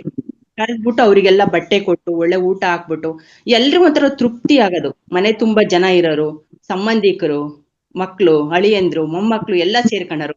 ಇವತ್ತಿನ ಕಾಲದಲ್ಲಿ ಯಾರು ಇಲ್ಲ. ಅವ್ರ ಮನೆಗೆ ಅವರೇ ಹಬ್ಬ ಮಾಡ್ಕೊಳೋದು ಅದ್ದೂರಿ. ಅವ್ರು ಬೇರೆ ಪಕ್ಕದ ಮನೆಯವ್ರು ನೋಡ್ಲಿ ಅಂತ ಹೇಳ್ಬಿಟ್ಟು ಅಲಂಕಾರ ಮಾಡೋದು. ಈಗ ನಾಡಿದ್ದು ಏನು ವಾಹನಗಳ ಪೂಜೆ ಅಂತ ಹೇಳಿದ್ರಿ, ದುಡ್ಡಿರಲ್ಲ, ಅಷ್ಟೊಂದು ಹೂವಿನ ರೇಟ್ ಆಗಿರುತ್ತೆ. ಆದ್ರೆ ಅವ್ರ ಮನೇಲಿ ವೆಹಿಕಲ್ಗೆ ಅಷ್ಟು ದೊಡ್ಡಾರ ಹಾಕಿರ್ತಾರೆ. ನಾವ್ ಅದಕ್ಕಿನ್ನ ದೊಡ್ಡಾರ ಹಾಕ್ಬೇಕು ಅಂತ ಹೇಳ್ಬಿಟ್ಟು ದುಡ್ಡಿಲ್ಲ ಅಂತಂದ್ರೆ ಸಾಲ ಮಾಡಿ ಹಾರ ತರ್ಬೇಕು, ಪೂಜೆ ಮಾಡ್ಬೇಕು. ಇದೆಂತ ಗೊಡ್ಡು ಸಂಪ್ರದಾಯ ಅನಿಸ್ಬಿಡುತ್ತೆ ಸರ್. ಆಮೇಲೆ ಏನು ಅಂದ್ರೆ, ನಮ್ಮನೇಲಿ ಹೇಳ್ತೀನಿ ಉದಾಹರಣೆಗೆ, ನಮ್ಮ ಅಜ್ಜನ ಕಾಲದಲ್ಲಿ ಇದ್ದಾಗ ಒಂದೇ ಸೈಕಲ್ ಇದ್ದಿದ್ದು. ಆ ಸೈಕಲಿಗೆ ಪೂಜೆ ಮಾಡ್ಬೇಕು ಅಂತ ಹೇಳ್ಬಿಟ್ಟು ನಾವೇನ್ ಮಾಡ್ತಿದ್ವು ಅಂತಂದ್ರೆ, ಹೋಗಿ ಬೇರೆ ಬೇರೆ ಗಿಡಗಳಲ್ಲಿ ಹೂ ಕಿತ್ಕೊಂಬಂದು ಹೂ ಕಟ್ಟಿಬಿಟ್ಟು ಅಲಂಕಾರ ಮಾಡ್ತಿದ್ವಿ. ಒಂಥರ ಅದ್ ಚೆನ್ನಾಗಿರೋದು. ಇದೀ ಎಲ್ಲಾ ದುಡ್ಡಿನ ತಲೆ ಮೇಲೆ ಆಗಿರೋದ್ರಿಂದ ಇದೇನ್ ಅನ್ಸುತ್ತೆ, ಒಂಥರ ಗೊಡ್ಡು ಸಂಪ್ರದಾಯ ಅನ್ಸುತ್ತೆ ನನ್ಗೆ. ಅಲ್ವಾ ಗುರುಜಿ? ಯಶೋಧ ಮೇಡಮ್ ಅವರೇ, ನೀವ್ ಹೇಳಿದಕ್ಕೆ ಒಂದ್ ಮಾತು, ವರಮಹಾಲಕ್ಷ್ಮಿ ಹಬ್ಬ ಅಂತ 10 ವರ್ಷದ ಕೆಳಗಡೆ ಎಷ್ಟು ಜನ ಮಾಡ್ತಾ ಇದ್ರು? ಸ್ವಲ್ಪ ಯೋಚನೆ ಮಾಡಿ. ಯಾರಾದ್ರೂ ಮಾಡ್ತಾ ಇದ್ರಾ? ಮತ್ತೆ ಸಂಕ್ರಾಂತಿ ಹಬ್ಬ ಅಂತ ಆಚರಣೆ ಮಾಡ್ತೀವಿ. ಮನೆಗೆ ಸಂಪೂರ್ಣವಾಗಿ ಧಾನ್ಯ ಎಲ್ಲ ಬಂದಿರ್ತದೆ. ಊರ್ನವರಲ್ಲಿ ಪ್ರತಿಯೊಬ್ಬರಿಗೂ ವೆಂಕಟರಮಣ ಸರ್, ನಾವು ರೈತರು ನಾವು ಆಗಿರೋದ್ರಿಂದ ಪ್ರತಿಯೊಂದು ಆಚರಣೆ ನಾನು ಕೂಡ ಮಾಡ್ತೀನಿ. ಆದ್ರೆ ಅತಿ ಹೆಚ್ಚು ಅದನ್ನೇ ಮಾಡ್ಕೊಂಡ್ ಹೋಗ್ಬಾರ್ದು ಅಂತ ನನ್ ಭಾವನೆ. ಮಾಡೋದ್ ಬೇಡ ಅಂತಲ್ಲ, ಭೂಮಿ ಪೂಜೆ ಮಾಡ್ಲೇಬೇಕು. ಭೂಮಿ ನಮಗ್ ಫಸಲ್ ಕೊಟ್ಟಿರುತ್ತೆ, ಆ ಪೂಜೆ ಮಾಡ್ಲೇಬೇಕು. ನಾವು ಭೂಮಿ ಸುತ್ತ ಅನ್ನನೂ ಕೂಡ ಹಾಕ್ತೀವಿ. ಆವಾಗ ಶ್ರಾವಣ ಮಾಸದಲ್ಲಿ ನಾವು ಮಾಡ್ತೀವಿ ಅದನ್ನ. ಈಗ ಏನಾಗಿದೆ ಅಂತಂದ್ರೆ ಆಚರಣೆ ಅಂತಂದ್ರೆ ವೆಂಕಟರಮಣ ಸರ್, ಪಕ್ಕದ ಮನೆಯವರು ಅದ್ದೂರಿ ಮಾಡ್ತಾರೆ ಅಂತ ಹೇಳ್ಬಿಟ್ಟು ಆ ಅದ್ದೂರಿ ಡಬಲ್ ಅವ್ರಿಗಿನ್ನ ಜಾಸ್ತಿ ಮಾಡ್ಬೇಕು ಅನ್ನೋದು ಒಂಥರ ದುರಾಸೆ ಆಗಿ ಹೋಗ್ಬಿಟ್ಟಿದೆ ಸರ್. ಸಂಪ್ರದಾಯ ಇಸ್ ಓಕೆ, ಹಬ್ಬನು ಆಚರಣೆ ಮಾಡೋಣ, ನಾವು ಬೇಡ ಅಂತಲ್ಲ. ಅದನ್ನ ಯಾವ ರೀತಿ ಮಾಡ್ಬೇಕು, ಸರಳವಾಗಿರ್ಲಿ ಅಂತ ಅಷ್ಟೇ ಸರ್. ಧ್ಯಾನ ಆಡಂಬರ ಆಚರಣೆ ಆಡಂಬರ ಬೇಡ, ಹೆಚ್ಚು ಧ್ಯಾನ ಮಾಡೋಣ. ನಾವು ನೆಂಟ್ರನ್ನೆಲ್ಲ ಕರಿತೀವಲ್ಲ, ಕರೆದಾಗ ಅವ್ರನ್ನ ಹೆಚ್ಚು ಧ್ಯಾನದ ಕಡೆ ನಾವು ಕೂಡ ಅವ್ರನ್ನ ಕರೆಸ್ಕೊಂಡಾಗ ಅವ್ರಿಗೂ ಸ್ವಲ್ಪ ತಿಳುವಳಿಕೆ ಬರ್ಲಿ. ಯಾಕೆ ಧ್ಯಾನಕ್ಕೆ ಬಂದಾಗ ಅವ್ರಿಗೂ ಕೂಡ ಅರ್ಥ ಆಗುತ್ತೆ ಎಷ್ಟು ಸರಳವಾಗಿರ್ಬೇಕು, ಏನ್ ಆಚರಣೆ ಮಾಡ್ಬೇಕು, ಏನ್ ಆಚರಣೆ ಮಾಡ್ಬಾರ್ದು. ನಮಗೆ ಏನ್ ಮಾಡಿದ್ರೆ ನಾವು ತೃಪ್ತಿ ಆಗಿರ್ತೀವಿ ಮನಸ್ಸಿಗೆ, ನಾವ್ ಏನ್ ಮಾಡಿದ್ರೆ ನಾವು ಉನ್ನತ ಹೋಗ್ತೀವಿ ಅಂತಾನು ಕೂಡ ಅವ್ರಿಗೂ ಈ ಧ್ಯಾನದ ಮೂಲಕ ಅಂದ್ರೆ ಕಲಿಸ್ಕೊಡೋಣ ಅನ್ನೋದು ನಮ್ಮ ಭಾವನೆ. ಆಗ್ಬೋದು. ಸೊ ಧ್ಯಾನ ದಸರಾ ಅಂದ್ರೆ ದಸರಾನೇ ಧ್ಯಾನ ದಸರಾ ಆಗಿ ನಾವು ಪರಿವರ್ತನೆ ಮಾಡ್ಕೋಬೇಕು ಅಂತ, ಆಯ್ತಾ? ಇಲ್ಲಿ ಮಾಡ್ಕೋಬೇಕು ಅಂದ್ರೆ ದೇವಿಗಳನ್ನ ಆರಾಧನೆ ಮಾಡೋದಾಗ್ಲಿ ಅದೇನ್ ತಪ್ಪು ಅಂತ ಏನ್ ಹೇಳೋದು ಬೇಕಾಗಿಲ್ಲ. ಸೊ ಯಾಕಂದ್ರೆ ಎಲ್ಲಾರು ಒಂದೇ ಆತ್ಮ ದಶದಲ್ಲಿ ಇರೋದಿಲ್ಲ. ಭೂಮಿ ಮೇಲೆ ಇರುವಂತ ಜನ, ಅನೇಕ ಜನ, ಪಾಪ್ಯುಲೇಷನ್ ಜನಸಾಂದ್ರತೆ ಎಷ್ಟಿದೆ ಅಂದ್ರೆ ಇದರಲ್ಲಿ ಎಲ್ಲಾ ಆತ್ಮ ದಶದಲ್ಲಿರುವಂತ ವ್ಯಕ್ತಿಗಳಿರ್ತಾರೆ. ಒಬ್ಬೊಬ್ರು ಆತ್ಮ ಒಂದೊಂದು ಹಂತದಲ್ಲಿ ಇರ್ತಾರೆ. ಒಂದು ದಶ ಅಂತ ಹೇಳ್ಬೋದು, ಸ್ಟೇಜ್. ಅವಾಗ ಅವ್ರಿಗೆ ಅದು ಬೇಕಾಗಿರೋದು, ನಿಮ್ಗೂ ಬೇಕಾಗಿಲ್ಲ, ಅವ್ರಿಗೂ ಬೇಕಾಗಿರೋದು, ಆಯ್ತಾ? ಸೊ ನಾವು ಧ್ಯಾನಿಗಳಾಗಿ ಏನ್ ಮಾಡ್ತೀವಿ? ಸೊ ಪ್ರಧಾನವಾಗಿ ಇಡೀ ಈ ಹಬ್ಬಗಳ ಟೈಮಲ್ಲಿ ಹೆಚ್ಚು ಸಮಯ ಸಿಕ್ಕಿದ್ರೆ, ಕೆಲಸ ಕಡಿಮೆ ಇರ್ತದೆ, ಸಮಯ ಹೆಚ್ಚು ಸಿಗ್ತದೆ ಅಂದ್ರೆ ಹೆಚ್ಚು ಧ್ಯಾನ ಮಾಡೋಕೆ ಪ್ರಯತ್ನ ಮಾಡ್ತೀವಿ, ಹೆಚ್ಚು ಸ್ವಾಧ್ಯಾಯ ಮಾಡೋದು. ಅಂದ್ರೆ ಆತ್ಮ ಉನ್ನತಿ ಆ ರೀತಿಯಲ್ಲಿದೆ, ನೀವು ಆ ರೀತಿಯಲ್ಲಿ ನಿಮ್ಮ ಜೀವನ ಮುಂದಕ್ಕೆ ಹೋಗ್ತದೆ. ಬಟ್ ಆದ್ರೆ ಸಾಮಾನ್ಯ ಜನರಿಗೆ ಏನಾಗತ್ತೆ, ಈ ಹಬ್ಬಗಳು ಮುಖ್ಯ ಆಗತ್ತೆ ಅವ್ರಿಗೆ. ಯಾಕಂದ್ರೆ ಅವರು ದಿನನಿತ್ಯ ಈ ಹೇಳ್ಬೇಕಂದ್ರೆ ಜಂಜಾಟದಲ್ಲೇ, ಈ ಜೀವನ ಜಂಜಾಟದಲ್ಲಿ ಸಿಗಾಕೊಂಡಿರ್ತಾರೆ. ಒಂಥರ ಅಲ್ಲಿ ಒಳಗಡೆ ಸಿಗಾಕೊಂಡಿರ್ತಾರೆ. ಅಲ್ಲಿಂದ ಸ್ವಲ್ಪ ಇದು ಒಂಥರ ವಿರಾಮ ಕೊಡುತ್ತೆ ಅವ್ರಿಗೆ, ವಿರಾಮ ಕೊಡುತ್ತೆ. ಒಂದು ಭಕ್ತಿ, ಒಂದು ಈಗಾಗಲೇ ಹೇಳ್ತಾ ಇದ್ದಾರೆ ವೆಂಕಟರಮಣರು, ಆರೋಗ್ಯನೂ ಇದನ್ನ ತಂದು ಕೊಟ್ಟಿದ್ದಾರೆ. ನಮ್ಮ ಋಷಿ ಮುನಿಗಳು ಏನ್ ಮಾಡಿದ್ದಾರೆ, ಈ ಹಬ್ಬಗಳ ಆಚರಣೆ ಅನ್ನೋದು ರಚನೆ ಮಾಡುವಾಗ ಯಾವ ಹಬ್ಬದಲ್ಲಿ ಯಾವ ರೀತಿಯಲ್ಲಿ, ಉದಾಹರಣೆಗೆ ಉಗಾದಿ ಸಮಯದಲ್ಲಿ ಉಗಾದಿ ಪಚ್ಚಡಿ ಅಂತ ಮಾಡ್ತೀವಿ ನಾವು. ಉಗಾದಿ ಪಚ್ಚಡಿ ಅಂತ ಮಾಡೋದಕ್ಕೆ ಅದು ನಾವು ಸೇವನೆ ಮಾಡಿದ್ರೆ ಎಷ್ಟು ನಮ್ಮಲ್ಲಿ ಎಲ್ಲಾ ರುಚಿಗಳು ನಾವು ಸೇವನೆ ಮಾಡ್ತೀವಿ. ಕಹಿನೂ ಅವತ್ತು ಸೇವನೆ ಮಾಡ್ತೀವಿ, ಇಲ್ಲಾಂದ್ರೆ ಕಹಿ ಅನ್ನೋದು ತಿನ್ನೋದೇ ಇಲ್ಲ, ದೇಹಕ್ಕೆ ಹೋಗಿರೋದೇ ಇಲ್ಲ, ಕಹಿನೇ ಹೋಗಿರೋದಿಲ್ಲ. ಕಹಿ ಅನ್ನೋದು ಯಾವಾಗ್ಲೂ ಹೋಗೋದೇ ಇಲ್ಲ ಅಲ್ವಾ? ಆ ರೀತಿಯಲ್ಲಿ ನಮ್ಮ ಆಚರಣೆಗಳು ಆ ರೀತಿಯಲ್ಲಿ ಮಾಡಿದ್ದಾರೆ. ಆದ್ರೆ ಒಂದು ಇಲ್ಲಿ ನಡೆದಿರುವಂತ ತಪ್ಪೇನಂದ್ರೆ, ಅವತ್ತು ಅಂದ್ರೆ ಹಬ್ಬದ ಆ ದಿವಸ ಚೆನ್ನಾಗಿ ಆಚರಣೆ ಮಾಡ್ತಾರೆ. ಕಹಿ ಸಿಹಿ ಕಹಿ ಎಲ್ಲ ಮಾಡ್ಕೊಂಡು ಚೆನ್ನಾಗಿ ಆಚರಣೆ ಮಾಡ್ತಾರೆ, ಒಬ್ರೊಬ್ರು ಮೀಟ್ ಮಾಡ್ತಾರೆ. ಮತ್ತೆ ಮಾರನೇ ದಿನ ಇತ್ತೀಚಿನ ಕಾಲದಲ್ಲಿ ಆಗಿರುವಂತ ದುರಂತ ಏನಂತಂದ್ರೆ, ಜಂತುವನ್ನು ವಧೆ ಮಾಡಿ ಮತ್ತೆ ಅದನ್ನು ಆ ಮಾಂಸ ಸೇವನಕ್ಕೆ ಹೋಗ್ತಾರೆ. ಇದು ತಪ್ಪಾಗಿದೆ. ಇದು ಋಷಿಗಳ ಮುನಿಗಳು ಹೇಳಿಲ್ಲ, ಇದು ಏನೇ ಇಲ್ಲ. ಅವ್ರು ಆಕ್ಚುಲಿ ಹೇಳ್ಬೇಕಂದ್ರೆ ಇವ್ರಿಗೆ ಮಾನವ್ರಿಗೆ ಏನಾಗಿದೆ ಅಂದ್ರೆ ಗೊತ್ತಲ್ಲ, ಇವರ ಏನಂತಾರೆ ದುರಾಶೆ ಅನ್ನೋದು. ದುರಾಶೆ ಮತ್ತೆ ಅದು ಒಂಥರ ಆ ಚಪಲ ಅಂದ್ರೆ ಒಂಥರ ಆ ಟೇಸ್ಟು, ಇದಕ್ಕೋಸ್ಕರ ಜಂತುವನ್ನು ವಧೆ ಮಾಡ್ತಾರೆ ನೋಡಿ, ಈ ಹಬ್ಬದ ಹೆಸರು ಹೇಳ್ಕೊಂಡು. ಅದು ತಪ್ಪಾಗಿದೆ. ಅದು ನಮ್ಮ ಹಿಂದೂ ಧರ್ಮದಲ್ಲಿ ವೇಗವಂತವಾಗಿ ತೊಲಗಿಸ್ಬೇಕು. ನಮ್ಮ ಎಲ್ಲರೂ ಅದರಿಂದ ಆಚರಣೆ ಬರಬೇಕು. ಅದು ಬರ್ಬೇಕಂದ್ರೆ ಸ್ವಲ್ಪ ಜ್ಞಾನ ಬೇಕು. ಎಷ್ಟೇ ಭಕ್ತಿ ಇದ್ರೂ ಆ ಜ್ಞಾನ ಬರ್ತಾ ಇಲ್ಲ, ನೋಡ್ಕೊಳ್ಳಿ. ಇನ್ನೂ ವಿಧ ಮತ, ಬೇರೆ ಮತಗಳಲ್ಲಿ ತುಂಬಾ ದುರಂತವಾಗಿ ನಡೀತಾ ಇದೆ, ದುರದೃಷ್ಟವಾಗಿ ನಡೀತಾ ಇದೆ, ಇನ್ನೂ ಹೆಚ್ಚಾಗಿ ನಡೀತಾ ಇದೆ, ನಮಗಿಂತ ಹೆಚ್ಚು. ಸೊ ಆ ದಿವಸ, ಹಬ್ಬದ ದಿವಸ ಚೆನ್ನಾಗಿರ್ತಾರೆ ನೋಡಕ್ಕೆ, ತುಂಬಾ ಒಂಥರ ಮೆತ್ತವಾಗಿ ಸಾಫ್ಟ್ ಆಗಿ ಎಲ್ಲ ನಡ್ಕೊಂಡು ದೇವರ ಹೆಸರು ಹೇಳ್ಕೊಂಡು ಪಾರಾಯಣ ಮಾಡ್ಕೊಂಡು ಮಾರನೇ ದಿವಸ ಪೂರ್ತಿ ಒಂಥರ ರಾಕ್ಷಸ ತಯಾರಾಗ್ತಾರೆ. ಅದು ಏನಾಗಿದೆ, ಒಂದ್ ದಿವ್ಸಕ್ಕೆ ಏನಾಗಿದೆ ಗೊತ್ತಾಗಲ್ಲ. ಕ್ರೂರತ್ವ ಬಂದ್ಬಿಟ್ಟಿರುತ್ತೆ ಗುರುಜಿ. ಅಂದ್ರೆ ಅಲ್ಲಿ ಆ ಜೀವಿನ ಹಿಂಸೆ ಕೊಟ್ಟಿರ್ತಾರಲ್ಲ, ಅದೇ ಹಿಂಸೆ ಇವರು ಕೂಡ ಇನ್ನೊಬ್ರಿಗೆ ಕೊಡ್ತಾ ಇರ್ತಾರೆ. ಅದನ್ನ ಊಟ ಮಾಡಿರ್ತಾರಲ್ಲ, ಅದೇ ಆ ಹಬ್ಬ ದಿವಸ ನೋಡಿ, ನಾಮ ಹಾಕೊಂಡು ಬೊಟ್ಟು ಇಟ್ಕೊಂಡು ಒಳ್ಳೆ ದುಸ್ತುಗಳು ಹಾಕೊಂಡು ನೋಡಿದ್ರೆ ಇವರು ಭಗವಂತನ ಮಗನ ಏನು ಬಂದಿದ ಅಂತ ಆ ರೀತಿಯಲ್ಲಿ ತಯಾರಾಗಿ ಮಾರನೇ ದಿವಸ ಒಂದ್ ದಿವಸ ಆಯ್ತು, ಹಬ್ಬ ಆಯ್ತು, ಎಲ್ಲ ಮುಚ್ಚಿದಾಯ್ತು. ನೆಕ್ಸ್ಟ್ ಹೋಗೋದು ಮಟನ್ ಚಿಕನ್ ಇದಂತ ಹೇಳ್ಬಿಟ್ಟು ಜಂತುಗಳನ್ನು ವಧೆ ಮಾಡೋದು, ತಿನ್ನೋದು, ಒಂಥರ ಭಯಾನಕರ ತಯಾರಾಗ್ತಾರೆ. ಇದು ನಮ್ಮ ಹಿಂದೂ ಧರ್ಮದಲ್ಲಿನೂ ಇದನ್ನು ತೊಲಗಿಸ್ಬೇಕು. ಇದು ಯಾವ ರೀತಿಯಲ್ಲಿ ಅಂತಂದ್ರೆ ಎಲ್ಲರೂ ಪಾಠ ಹೇಳ್ಬೇಕು. ಈ ಮಠಾಧಿಪತಿಗಳು, ವಿಧ ವಿಧ ಸ್ವಾಮಿಗಳು ಎಲ್ಲ ಪಾಠ ಹೇಳ್ಬೇಕು. ಹೇಳಲ್ಲ. ಯಾಕೆ ಹೇಳ್ತಾರೆ? ಅವ್ರು ಹೇಳಕ್ ಹೋಗೋದೇ ಇಲ್ಲ. ಶಾಖಾಹಾರಿ ಎಲ್ಲ ಶಾಖಾಹಾರಿ ಅಂತ ಒಂದು ಪ್ರಚಾರ ಮಾಡಿ, ಒಂದು ರ್ಯಾಲಿ ಮಾಡಿ, ದೊಡ್ಡದೊಂದು ಬ್ಯಾಂಗ್ಳೂರಲ್ಲೇ ವಿಧಾನಸೌಧಲ್ಲೇ ಅಲ್ಲಿಂದ ಎಲ್ಲ ಕಡೆ ರ್ಯಾಲಿ ಮಾಡಿ ನೋಡೋಣ. ಎಲ್ಲಾ ಮಠಾದಿ ಸ್ವಾಮಿಗಳು ಬಂದು ಅಲ್ಲಿ ಮಾಡ್ಬೋದಲ್ಲ, ಏನಾಯ್ತು? ಅಂದ್ರೆ ಜಂತುಗಳು ನಾವು ಎಲ್ಲರೂ ಸಮಾನ ಅಂತ ಅವರಲ್ಲಿ ಗೊತ್ತಿದ್ರೆ, ಆ ವಿಜ್ಞಾನ ಅವ್ರಿಗಿದ್ರೆ ಖಂಡಿತ ಮಾಡ್ತಾರೆ. ಆಯ್ತಾ? ಎಸ್ ಸರ್, ಅದ್ಭುತವಾದ ಈ ವೇದಿಕೆಯಲ್ಲಿ ನಾಲಿಗೆ ರುಚಿಗೋಸ್ಕರ ಆಹಾರನ ಸೇವನೆ ಮಾಡೋದಕ್ಕೆ ಪ್ರಾರಂಭ ಮಾಡಿದೀವಿ.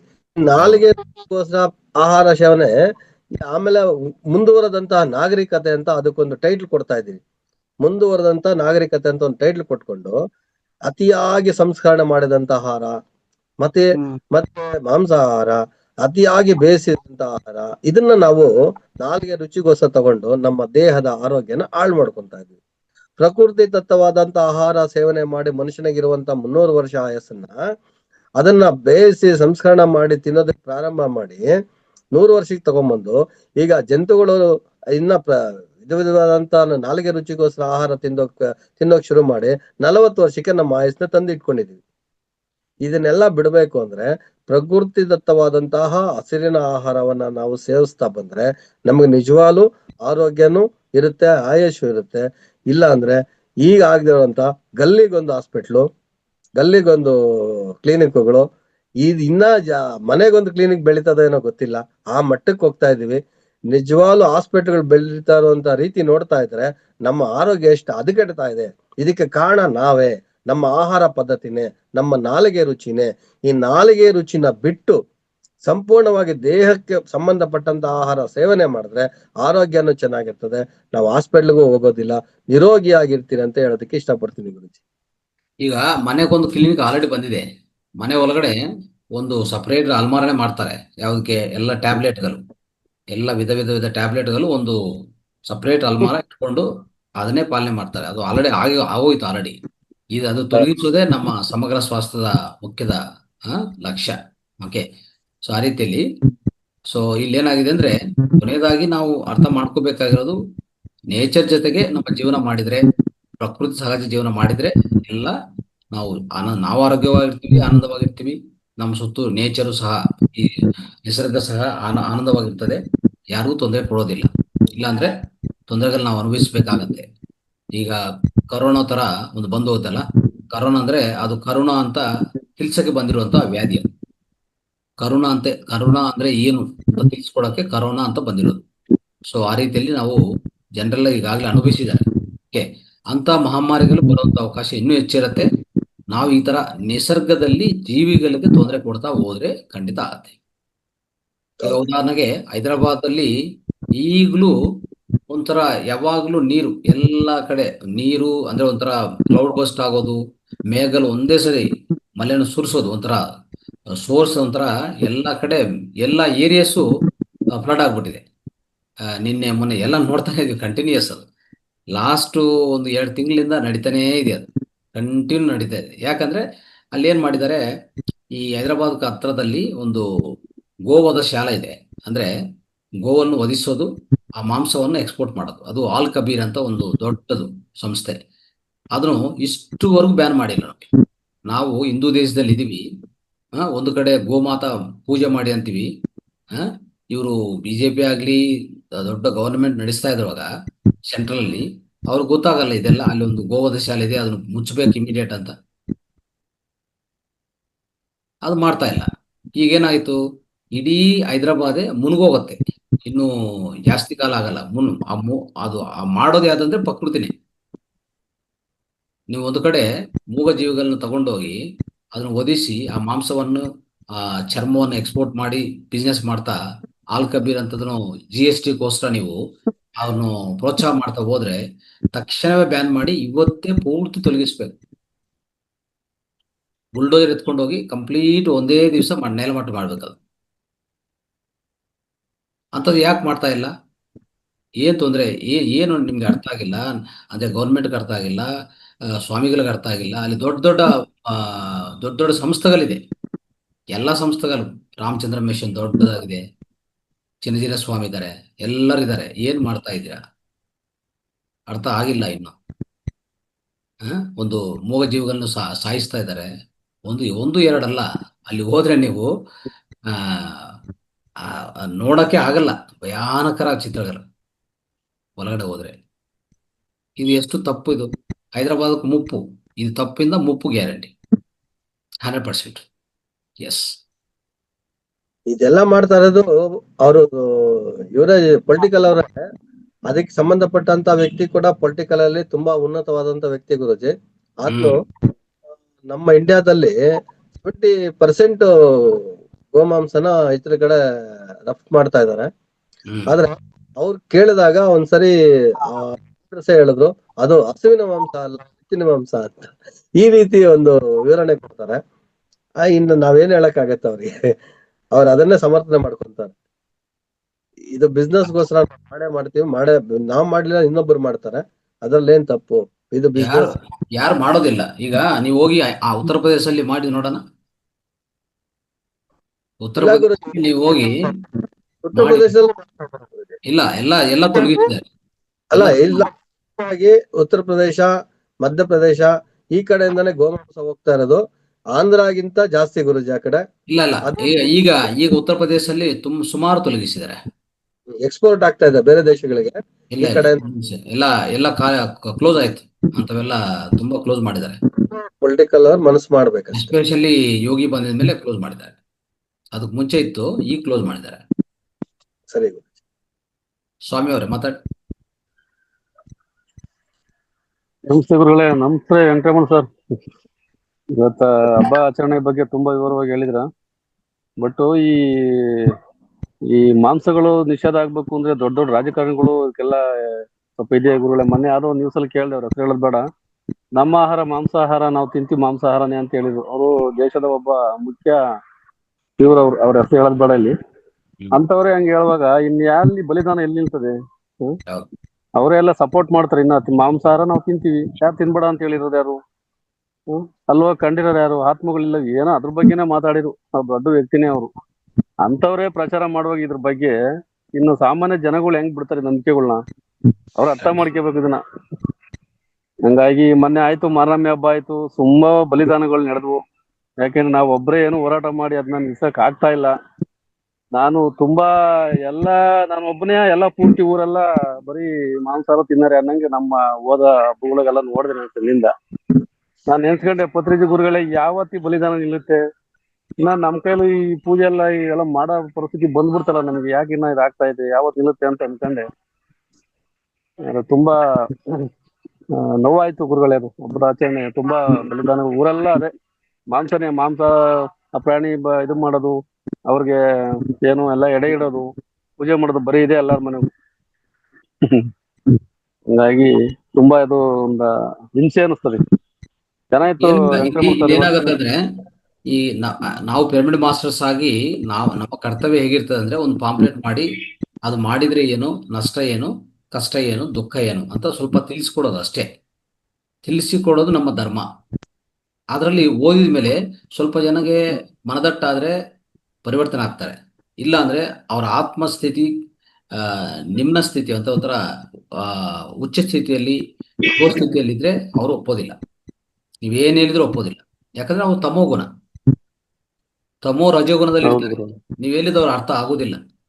ಇವರೇನು ಈ ಪಾಠ, ಈಗ ಉದಾಹರಣೆಗೆ PhD ಸ್ಟೂಡೆಂಟು ಏನು ಕಲಿತಾನೋ ಅದು ತಗೊಂಡೋಗಿ 5ನೇ ತಾರೀಕು 10ನೇ ಕ್ಲಾಸ್ ಕೇಳಿದ್ರೆ ಅರ್ಥ ಆಗತ್ತ ಅವ್ರಿಗೆ?